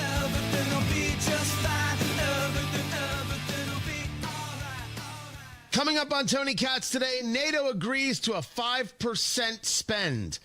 Is this Trump starting to really lead the world? That's after the news at noon on 93 WIBC. Here for QC Kinetics. I want to share with you the best thing I've done for my knee pain. I've been hearing commercials about the groundbreaking treatments that QC Kinetics offers for months. Meantime, my chronic knee pain had hit an all-time high threshold. I wanted to stay active and enjoy playing golf again without the pain. So I decided to call and book an appointment. And what I found out was that QC Kinetics is the non-surgical solution. I have no knee pain and feel like I did 10 years ago. And it's all because of the non-invasive therapy from QC Kinetics. Discover the solution to joint pain with no surgery, no drugs, and no downtime. For a free consultation, call 463-282-6886. I'm back to playing golf and enjoying life. Take it from me, this is the best call you can make to relieve your orthopedic pain. For your free consultation, call QC Kinetics today. 463-282-6886. 463-282-6886. Your home is your sanctuary. Get the peace of mind you deserve with a free estimate on a Generac automatic standby generator for your home from Generator Supercenter, the nation's #1 Generac generator dealer. With expert installation and 24-hour monitoring, Generator Supercenter won't leave you in the dark. Financing is available. Take control of your power today with Generator Supercenter. Call 317-827-0808. Generator Supercenter of Indianapolis, 317-827-0808.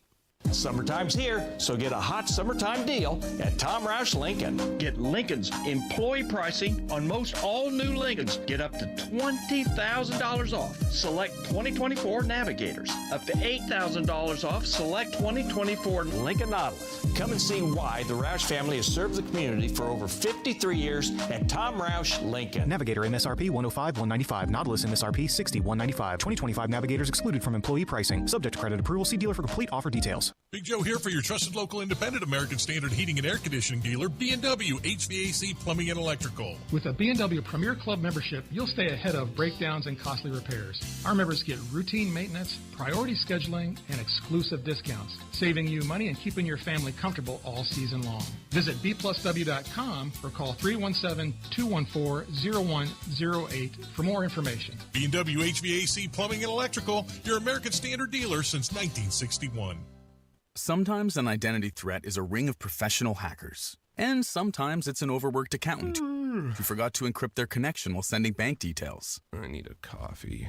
And you need LifeLock, because your info is in endless places.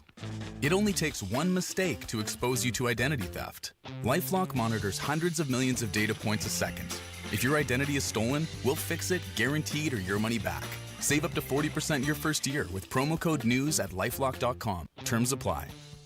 We all hear the radio ads about the IRS. They tell you to be afraid, to be scared, and they try to frighten you into calling. I'm not here to do that. Tax Relief Advocates is different. TRA is here to tell you that if you owe money to the IRS, whether it's $5,000, $50,000, or $500,000, we have a solution. It doesn't matter if you're sitting in your car, at work, or with your kids. No matter where you are, call now. 800-575-9379. Don't lose hope. TRA can eliminate or reduce what you owe to the IRS. Generous programs are now available that can give you a fresh start. Our passion is taxes and helping individuals fix their IRS problems. We have over 1,000 5-star reviews on Google and an A+ with the Better Business Bureau. You don't need to be afraid of the IRS any longer. End your tax nightmare today by visiting us online at TRA.com or call 800-575-9379. That's 800-575-9379.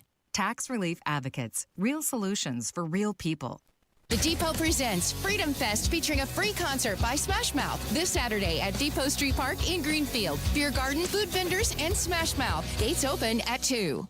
Think of it as WIBC on 2x speed. Big opinions, great moments, and just enough chaos. The WIBC Mashup Podcast brings it all together in one fast, fun listen. New episode each weekday. Subscribe wherever you get your podcast. I went home with a waitress the way I always do.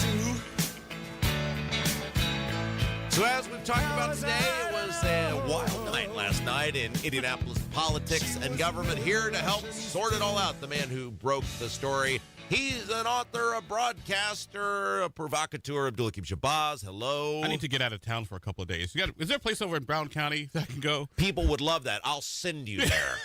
First class ticket. What's that one place you all talk about, that bistro place? Oh, Honeysuckle Hill Bistro. I probably need to go there just to get out of town. Fabulous sponsor of State House Happenings, which we talked about this, what we're about to talk about at length on State House Happenings. Yes, the Honeysuckle Hill Bistro, yes, in beautiful Brazil. Okay, so you broke this story last night that City County Councilor Krista Carlino, who was the most recent person to say Hogsett gotta go, she also said Vop Osley, who's the council president, gotta go. Now, this was in relation to his handling of the meeting where Lauren Roberts, the Thomas Carl Cook accuser, got up and spoke. Osley tried to shut her down. He sicked the deputy sheriff's on her, removed her and her merry band of supporters from the meeting. She said, hey, I've seen enough. Hogsett's got to go. Osley got to go. Vice President of the Council, Allie Brown, got to go. And then last night you reported the Democrats said, well no, we say you got to go. Yeah. Pretty Kicked much. her out of the caucus. Exactly. Yeah. About 9:12 last night, I got a phone call. Like, hey, Abdul, did you hear Christy Carlino got kicked out of the caucus? I was like, well, what? Like, yeah, because of the Hogsett thing? Like, I'm not sure, but she got kicked out of the caucus tonight. So, okay, great. So, working the phones, texting everybody, hey, what's going on? I'm hearing this. And somebody asked me, Abdul, how'd you find out about it? It's like, don't insult my intelligence. Like, just answer the freaking question, please. Right. And so I got the full scoop on what was going on.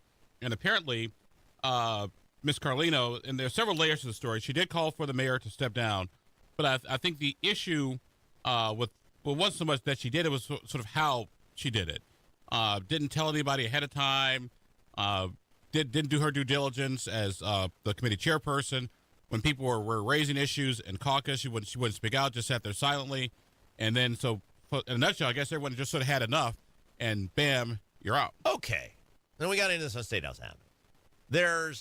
You can be upset if you're a Democrat council person about procedure or someone grandstanding or whatever. And basically, you're trying to say that's their side of it is, hey, she violated the rules of decent society by which we all agreed to behave, so we can't stand for that. Okay, that's fine. This is, on most issues, I would say fine. This is such a hot button issue, and there's so much emotion on this. You are now, the public at large is going to see this and say, you threw this woman out of your caucus because she called for the mayor to resign over him covering up the Thomas Carl Cook saga. Yep. That's what the public will see. Because in a nutshell, because like I said, there are multiple layers to all this and policies and procedures, and I'm working on this, another blog piece on this for this weekend for the cheat sheet, sort of the different layers to this onion that's being peeled. However, if you're the public, all you know is that woman, she complained about the mayor and the former chief of staff, and she was kicked out of the caucus. And for Vop Osley, who claimed to do this, this mea culpa, I handled the Lauren Roberts thing wrong, I shouldn't have, thrown her out or let her speak or whatever. Well, it doesn't appear like you've learned much from that, because now you've put more gas on this firestorm, because now there's going to be more outrage Now, obviously, the Democrats did it as a collective. There's, 19 of these people. But he's got to have a lot of sway in this. Hallie Brown has to have a lot of sway in this as the chair or as the president and vice president of that body. It doesn't appear like you're learning much from anything. Just let it go. What difference does it make? And even though it was an overwhelming vote, because my source told me only two or three Democrats actually voted to keep her in the actual caucus. And you assume she voted for herself. Yeah. So maybe one. Yeah, maybe one or two. At the end of the day, it doesn't matter because once again, it could have been overwhelming. You guys could have had every legitimate grievance in the entire world. However, it's not what it is. It's what it looks like. And what it looks like is she spoke out against the mayor, for his behavior and his actions with these women with their sexual harassment allegations.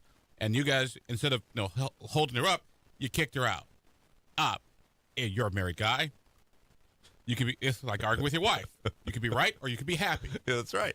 Yeah, I've learned, and especially having a child, my approach to everything is, what do I want 30 minutes from now to look like in my world?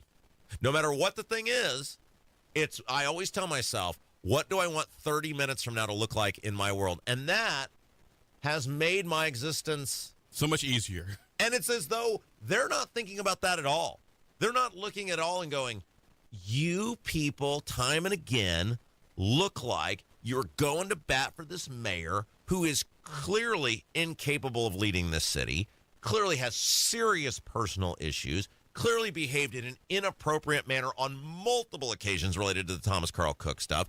And then it's the culmination, right, of years of stuff with him, and yet it looks like you're standing up for him again.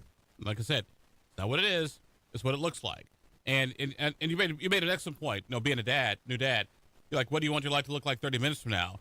My Democratic friends aren't even going that far. Not even thinking like, what does things look like 3 minutes from now or 30 seconds from now? It's almost as if there's sort of these knee-jerk reactions. Okay, we'll do this because we're mad. Okay, you're mad. Now what? You don't shop when you're hungry, and never make decisions when you're mad and upset because it clouds your judgment, and it's never the right decision to make at the end of the day. Abdul is with us. We're talking about this news that he broke over at Indy Politics about Krista Carlino getting booted out of the Democrat caucus for her call for the resignation of Hogsett, as well as Vop Osley, Allie Brown, president and vice president of the City County Council. Now, in all due fairness, with respect to the mayor, she called for the mayor to resign. She called for Vop Osley and Allie Brown to resign their positions as council leadership, not resign from the council. Yeah, right. So right. Step down as the president and vice. Yes, Thank you for clarifying that. Yes, that's very good that we make that distinction. Very good. That's why you're here. You're a trained professional. Catching everything. Always catching other people's stuff. That's what you do best. Okay, so what does that even mean, though? Like, okay, so she's not kicked off the council. Jesse Brown got kicked out of the caucus, I think, last year. He seems to function just fine. What does that even mean? And that's sort of part two to this is like, okay, now what? Okay, you kicked her out of the caucus. Does she lose her chairmanship of the investigations committee that investigated the sexual harassment items? Because if they get rid of her for that, that's going to be like the next nuclear missile to be fired. Because not only did we kick you out of the caucus, but we removed you from being the chair of the investigative committee that looked at everything. And once again, all the political intricacies in the weeds, very few people care about. The storyline will just be, hey, she called for the mayor to step down. Not only did they kick her out of the caucus, they removed her from the investigative committee. Okay, before I let you go, because we got to end this on State House Happenings. We basically just redo State House Happenings on your segment every day, every Wednesday. We talked about the Republicans, and I'm sure you're aware we've had a little back and forth on social media with Michael Paul Hart. He's coming in July the 2nd, who is the head. We've dubbed him the High Loon of the 6 Republicans on the City County Council. And it is so frustrating that they will not call for him to resign. And you made a good point. You can call for the guy to resign. It doesn't have to just be this thing. It's a culmination of behavior over a decade. It doesn't have to just be this thing. You can save face and say it's everything. It's disappearing during the riots. It's the inability to secure the city. It's the inability to get violence in the greater downtown area under control. Whatever thing you want to hang your hat on, there's 9 different things you could choose from. Put them all together. The guy can't run the city. He's got to go. And I would say if there's a criticism of my Republican friends, it's thinking once again, they sort of have the same problem as the Democrats. Democrats only don't think 30 seconds ahead. Republicans don't think 30 days ahead. Yeah. It's like, okay, at the end of the day, what do we want? We want the mayor's office back. We want at least get someone to control the council. Okay, how do we do this? It's not just the sexual harassment stuff. It was a violence in 2020. It's homelessness. It's Monument Circle. Once again, do you feel safe as you did 4 years ago? Is Indianapolis in a better place? Yes, we got all these nice fancy wheels, but underneath, what's going on? Are people's lives actually better? Find him over at indypolitics.org. He breaks news over there. And then, of course, that cheat sheet, which you can get for just a very paltry amount of money. $50 every 6 months. There you go. Abdul Hakim Shabazz, thank you. Thank you. It's going to do it for us today. Thank you for listening. You're the most important part of the equation. Without you, there is no us. Great job, Kevin. Great job, Casey. Stick around. Tony Katz coming up next. Kendall Casey Show, 93 WIBC. Are you ready to build your custom dream home? Joyner Homes is ready to make your dream come true. Over 18 years, Joyner Homes, based out of Greenfield, have built hundreds of homes in central Indiana, and the best place to start is joynerhomes.com. That's where you'll find pricing, photos of completed Joyner homes to inspire you, available home sites, and info on where you can visit their model homes, and a lot more. Be sure to check out Joyner Homes' 5-star Google reviews. Get started today at joynerhomes.com. Hey folks, Scott Wilson here from Wilson Farm Market, just 20 minutes north of Carmel. We're proud to bring you the freshest produce farmed right here in Indiana and across the Midwest. And don't miss our home-style fried chicken, scratch-made bakery, and a deli packed with ready-to-go favorites. Got a sweet tooth? Check out a variety of old-fashioned candies, the kind that brings back sweet memories from your childhood. At Wilson Farm Market, we're all about local freshness, friendly faces, and food that feels like home. Wilson Farm Market. That's Wilson Farm Market. No one wants to leave behind stress for their family. That's why a trust or a will is so important. Without one, your assets might go to the wrong people or leave out loved ones. Also, probate is long, expensive, and often avoidable with a revocable trust. Trustandwill.com makes it simple to create a personalized estate plan. A trust or will provides clarity and peace of mind. Get 20% off on your estate plan documents by visiting trustandwill.com/radio. Summertime's here, so get a hot summertime deal at Tom Roush Lincoln. Get Lincoln's employee pricing on most all new Lincolns. Get up to $20,000 off select 2024 Navigators. Up to $8,000 off select 2024 Lincoln Nautilus. Come and see why the Roush family has served the community for over 53 years at Tom Roush Lincoln. Navigator MSRP 105-195. Nautilus MSRP 60-195. 2025 Navigators excluded from employee pricing. Subject to credit approval. See dealer for complete offer details. It's the first day of the first grade, and she found a new best friend. It's a laid-back Sunday afternoon you wish would never end. The homemade taste of Bluebell and good friends gathered round. The good old days are being made right now. You'll be one smart cookie when you try Bluebell Cookie Cake Ice Cream. A sweet cream ice cream loaded with chocolate chip cookie cake pieces and swirls of chocolate and vanilla icing. This cookie cake ice cream really takes the cake. The good old days are being made right now. The good old days are being made right now. Look for Bluebell ice cream at Meijer stores. Save more when you buy more trees and/or shrubs at Sundown Gardens. Save 10 to 30% at Sundown. See store for details. 186th Street and Spring Mill Road in Westfield. Trust employee owned. B Windows extending our employee discount to you. Up to 55% off, plus 18 months, no interest, no payments. Trust your home to B. When was the last time you practiced your home fire escape plan? Be sure everyone in your family knows what to do if there's a fire. Get out, stay out. It's your fire safe response. Your one blood donation can help save the lives of up to 3 people. Give blood through the American Red Cross to help hospital patients. Visit redcrossblood.org today. On the level, on the go. 93 WIBC Indianapolis. Coming up. There are storm chances every single day. A strategic energy growth task force. We had some hiccups and we had some breakdowns. It's been 6 months and still no leads. This is the WIBC News at noon. You might see some rain later today. There's none of that right now. It's really hot. 86 on Monument Circle. It feels like it's 92. I'm Ryan Hedrick. And I'm John Herrick. Here's what's trending at 12 noon. Greg Mello from the National Weather Service in Indianapolis says any rain you do see won't do a lot to help the hot temperatures. There are storm chances every single day over the next 5 to 7 days, and that includes today as well. And those storms, as we have storms that develop during the afternoon hours, those could provide a brief cool down. Looking ahead to the weekend, he believes it'll stay hot and humid with highs near 90. Afternoon storms are possible Saturday and Sunday. Well, this hot weather can impact the state's energy. Johnette Cruz on what the Indiana governor is doing about that. Governor Mike Braun has announced the formation of a strategic energy growth task force. This new group will tackle Indiana's soaring energy demands fueled by booming manufacturing and the shift to electric devices. The goal, to forge a comprehensive energy plan for the next 5 years. It's all about ensuring reliable and affordable energy for Hoosiers while aiming to make Indiana an energy export state. The task force will explore maintaining existing power, developing new generation, and even deploying nuclear energy. Members and meeting dates will be announced at a later date. Johnette Cruz, 93 WIBC Mobile News. Governor Braun also saying he's concerned about cyber attacks and sleeper cells from Iran after U.S. airstrikes over the weekend. And that does bother me. Who is out there that may be waiting?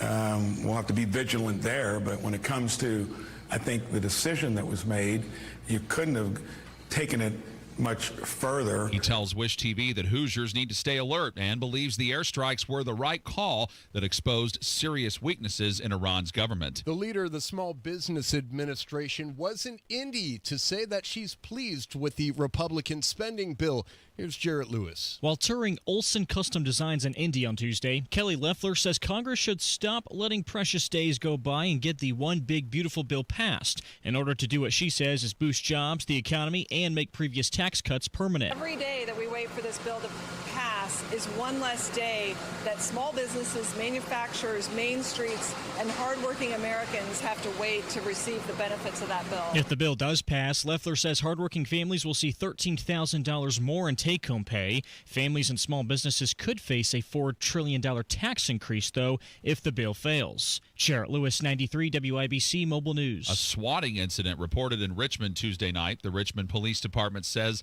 a man called the police claiming to have 5 Jewish hostages, saying he was armed with explosives and already had killed 1 hostage. Several law enforcement agencies arrived and they've determined the whole thing was a hoax, but it was both calculated and dangerous.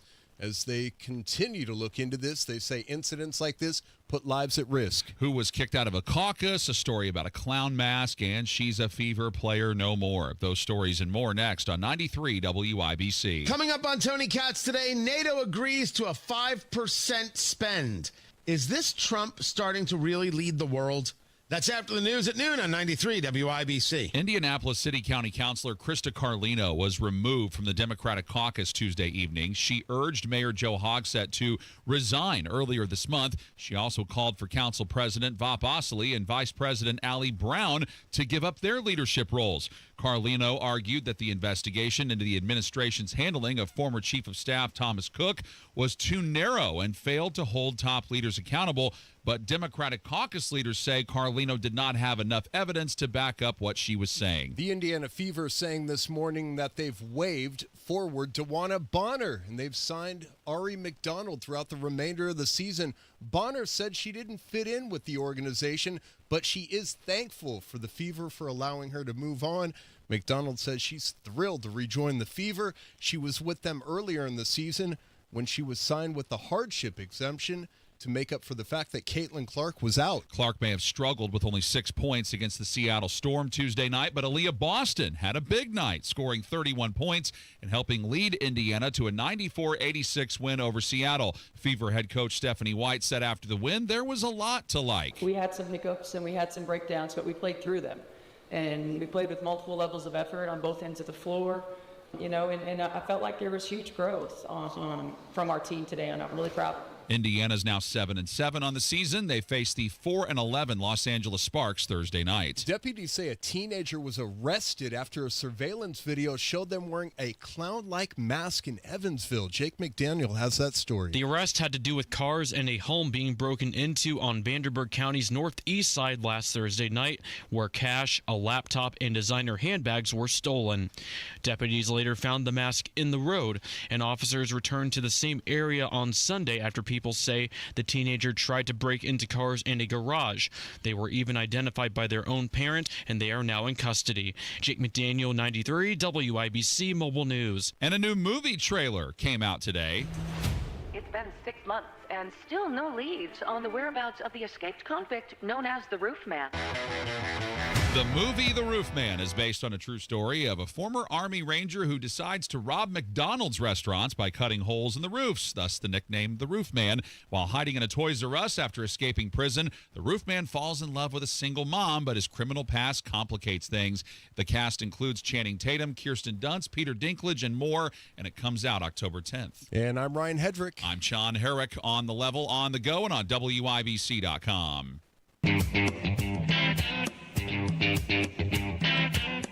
Live from the heartland and the crossroads of America, it's Tony Katz Today.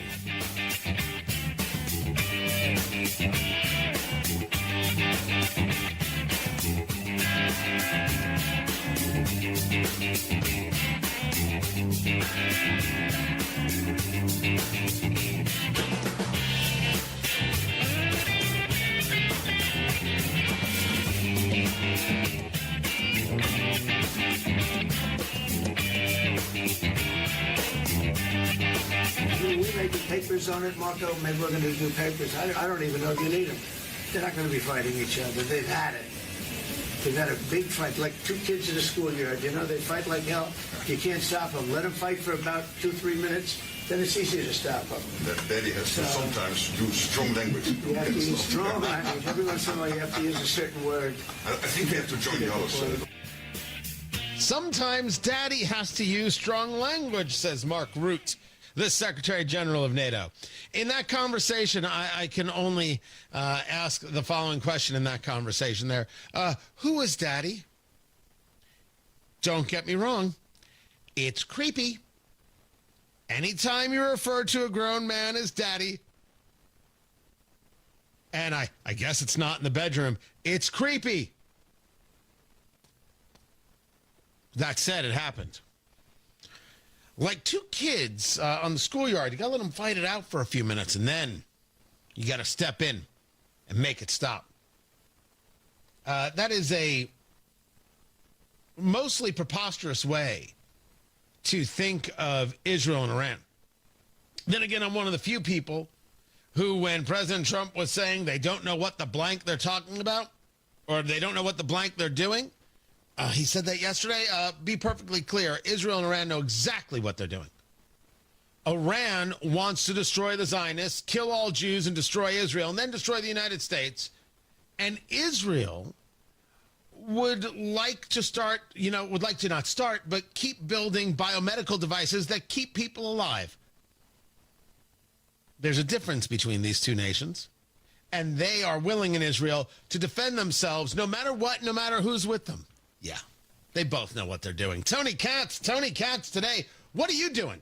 833-468-8669, 833. Got Tony. That's how you get to be a part of the program. But the big story here is Trump in the Netherlands. Trump and these NATO nations, where, man, it has been one thing after another, all Trump all the time, all like full-on control of the whole story. And he's there with Marco Rubio, the Secretary of State, and also the National Security Advisor. And I think he's also the archivist of the United States. And he also runs the local Pizza Hut. Marco Rubio has a tremendous amount of gigs. And Pete Hegseth is there. He's just the Secretary of Defense. Just. And there's lots of talk, of course, regarding what happened in Iran. A letter just came in, and a statement came in from the Atomic Energy Commission of Israel. And I just wondered, this is an official letter, and they're very serious people, as you know. The devastating U.S. strike on Fordo destroyed the site's critical infrastructure and rendered the enrichment facility totally inoperable. It was devastated. We assess that the American strikes on Iran's nuclear facilities has set back Iran's ability to develop nuclear weapons for many years to come. This achievement can continue indefinitely if Iran does not get access to nuclear material, which it won't. It's so sad that whole thing had to go. But I just want to thank our pilots. You know, they were maligned and treated very bad, demeaned by fake news CNN, which is back there, believe it or not, wasting time, and nobody's watching them. So, no. Now, things do not change now, do they? But what's with the latest hit on CNN? CNN made a unique allegation. They said that the hit from the United States on these facilities didn't work. That's what CNN said. CNN said that what it is that we saw wasn't successful. This was Dasha Burns, who's now with Politico, formerly with NBC, I believe, asking the question of the Secretary of State. I want to start with some of the reports overnight. CNN and the New York Times are reporting that early intel suggests Iranian nuclear facilities were not completely destroyed, and the Times is reporting that the nuclear program was only set back a matter of months. Now, look, I know it's obviously quite early. The president is vehemently denying the veracity of these reports, but can you give us, now that we've had a little bit of distance, the latest battle damage assessment? Well, I can't talk. Well, we'll get to the battle damage assessment in a second. Where in the world do these reports come from? All of a sudden, there's a report that says, oh, yeah, it didn't work, total failure. I have Stephen Colbert mocking the president. Oh, I guess you weren't able to take out Iran's nuclear capabilities. What? We now mock the soldiers, the airmen, everybody who engaged this absolutely incredible operation because of some report that says it didn't work. Where does the report come from? The report comes from a leak. Now, it is amazing that the actual attack was able to take place without any leaks. It's incredible. It's amazing stuff. But now that the attack is done, now the leakers feel like, oh, they can say something. They put out a preliminary report. A preliminary report is not a final report. This is what we have right now. And now we compare it to other things. And now we see, okay, we fill in the gaps here. We know about this now. We got this information here. We're able to update it. That's what happens. No, they took the preliminary report and they put it out into the world. Here you go, CNN. And CNN, of course, ran with it. And Donald Trump was, of course, unpleased. This was an unbelievable hit by genius pilots and genius people in the military, and they're not being given credit for it because we have scum that's in this group, and not all of you are. You have some great reporters, but you have scum. CNN is scum. MSDNC is scum. The New York Times is scum. They're bad people. They're sick. And what they've done is they're trying to make this unbelievable victory into something less. Now, even they admit that it was hit very hard, okay? But it wasn't hit hard. It was hit brutally, and it knocked it out. The original word that I use, I guess it got us in trouble because it's a strong word. It was obliteration. Now, I can't tell you if it was obliteration. I can't tell you if that's 100% accurate because I don't have the assessment. I wasn't there. But a preliminary report to which CNN even admits it's a preliminary report. The back and forth between Caitlin Collins and Senator Markwayne Mullin of Oklahoma I mean, it is something to behold. Well, and we have made clear it's a preliminary report, but this is the only intelligence report that so far has Well, then why would you run with it? Because you're assuming... But you're assuming this report is the report, and it is absolutely not even close report. Do you know how many intelligence agencies briefings I have set in? Senator, and you said on armed services, and you just said you do not trust the Defense Intelligence Agency's report. No, I mean, is what that I something said that you're is... going to bring up with the Pentagon? No, what I said is I don't trust this report, because I have said in briefings now for 12 years. I was on the Intel Committee in the House. Not one time did we have DIA ever come in and brief us. That was not where our briefings are coming from. In fact, go back and see all the intelligence briefings we've had that's been public and been in private that's been released. Have you ever seen DIA one time ever brief Congress? Ever. One time ever brief Congress? No, they have not. Have you seen intelligence, though, that contradicts what the DIA is saying so far? Well, I've seen reporting, not reporting from you, but I've seen reports come out. That part doesn't matter. It doesn't make the DIA reporting accurate, does it? What an absolute... This is CNN. President Trump's right. That's scummy. Well, you haven't seen anything to contradict it. It doesn't make that a reporting accurate. If someone says the earth is flat, do I need reporting to contradict that? Or if I don't have the reporting, is that somehow true? That's what CNN is offering up there. That's what Caitlin Collins is offering up there. But Mark Wayne Mullins, Senator Mullins' point is the right one. This report was preliminary. Why would you run with it? You run with it because to hurt Trump is more important than anything else. And as always, it was Marco Rubio well explaining the situation. Yeah, so first of all this stuff about the intelligence, this is what a leaker is telling you the intelligence says. That's the game these people play. They read it, and then they go out and characterize it the way they want it characterized, and they're leakers. This is the game they play. So that's number one. Number two, here's a fact. The conversion facility, which you can't do a nuclear weapon without a conversion facility, we can't even find where it is, where it used to be on the map. You can't even find where it used to be because the whole thing is just blackened out. It's gone. It's wiped out. It's wiped out. Then we dropped 12 of the strongest bombs on the planet right down the hole in 2 places. Everything underneath that mountain is in bad shape. And I refer you to the statement of the IAEA, Mr. Grossi. You know what he said?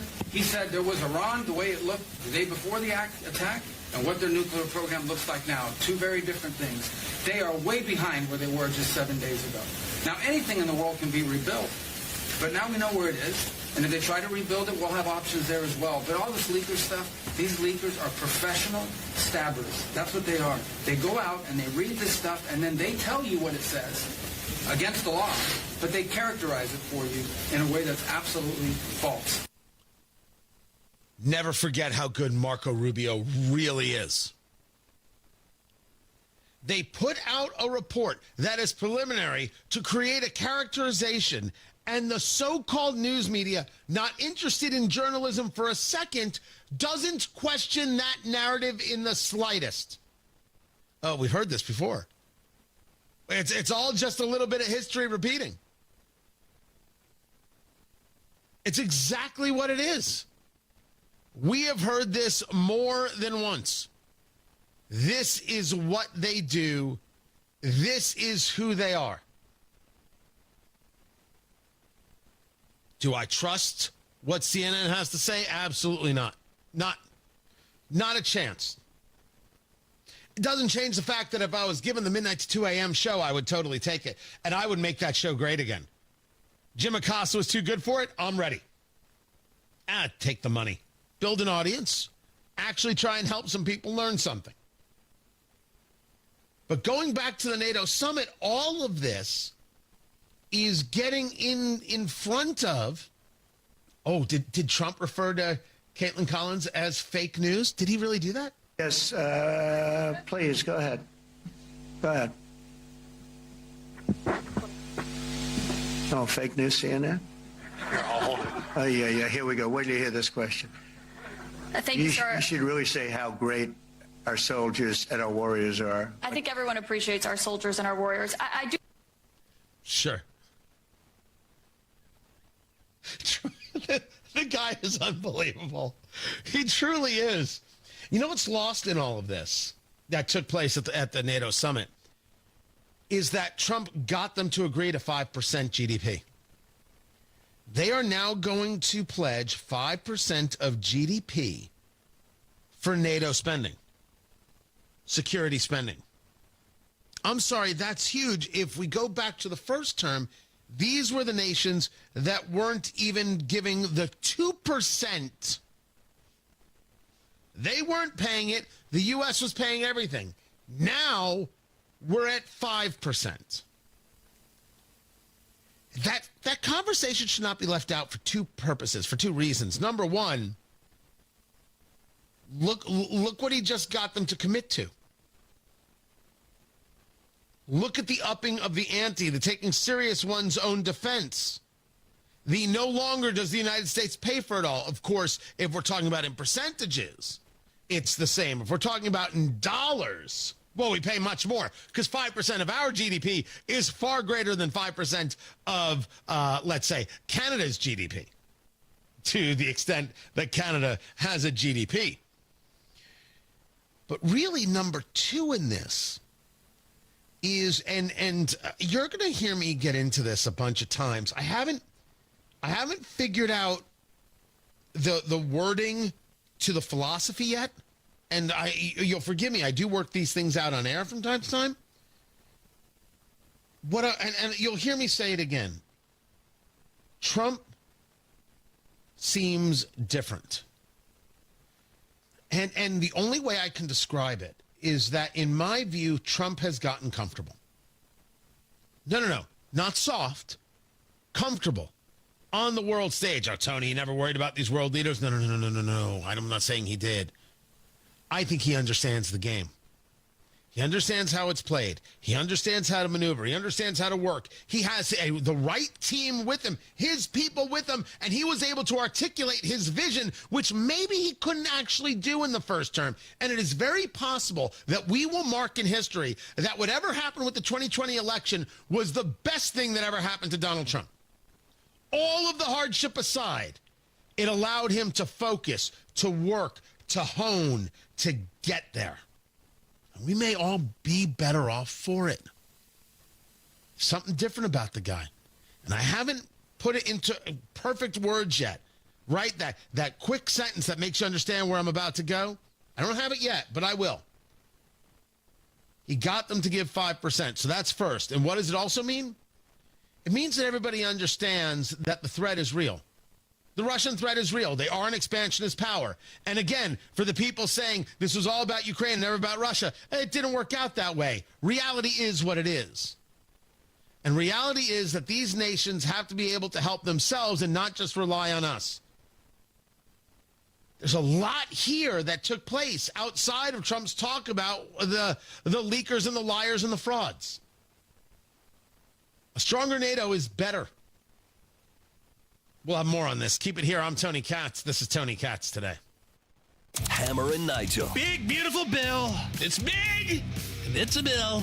We're going to grow this economy. We're going to spend some money. But you got to spend money to make money. Does anybody trust the government, Republicans or Democrats, to get it right and do that? But if this were Democrats pushing through another $5 trillion, we'd say, what the hell are you doing? If you don't stop the spending, we're going to run out of money. Hammer and Nigel, weekdays 3 till 7 on 93 WIBC and WIBC.com. The Indiana Derby is one of the best days of summer. It's the state's biggest horse racing event with over $1 million in total purse money on the line. This is Racing Rachel inviting you to Horseshoe, Indianapolis, Saturday, July 5th for all the fun. The 31st running of the Indiana Derby has a loaded race card with 8 stakes races featuring some of the nation's top 3-year-old thoroughbreds. And off track at Horseshoe Indy, we've got loads of other Derby Day entertainment for fans too, like a free cigar rolling station for the first 500 people, $1,000 hat contest, a handicapping contest, plus mega bet drawing, magic mirror selfie station, food trucks, and more. All ages are welcome, plus admission and parking are free. First race goes off at noon, rain or shine, with plenty of seating both indoors and out. So join us for the 31st running of the Indiana Derby, July 5th at Horseshoe, Indianapolis, just off I-74 in Shelbyville. Come on out and have a day.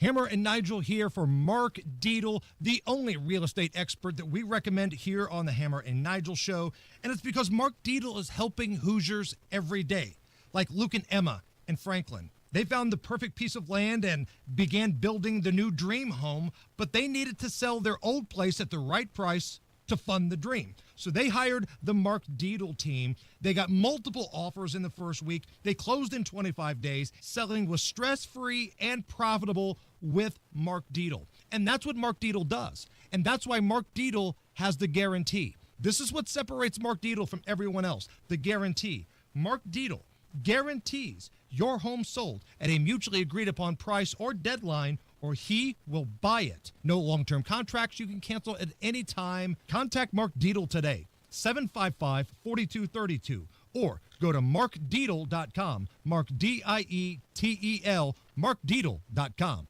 Career changers, including veterans and active duty service members. Your transition starts here. Go from GI to IT in a matter of months. Become a certified cyber warrior with training at My Computer Career. Cybersecurity specialists are in high demand, offering IT pros great opportunities and a rewarding lifestyle while protecting our people, liberty, and treasured institutions from cyber threats. Deploy your career in IT today. Learn more at mycomputercareer.edu/CWP. SkillBridge and other VA benefits are available to those who qualify. Career changers, including veterans and active duty service members. Your transition starts here.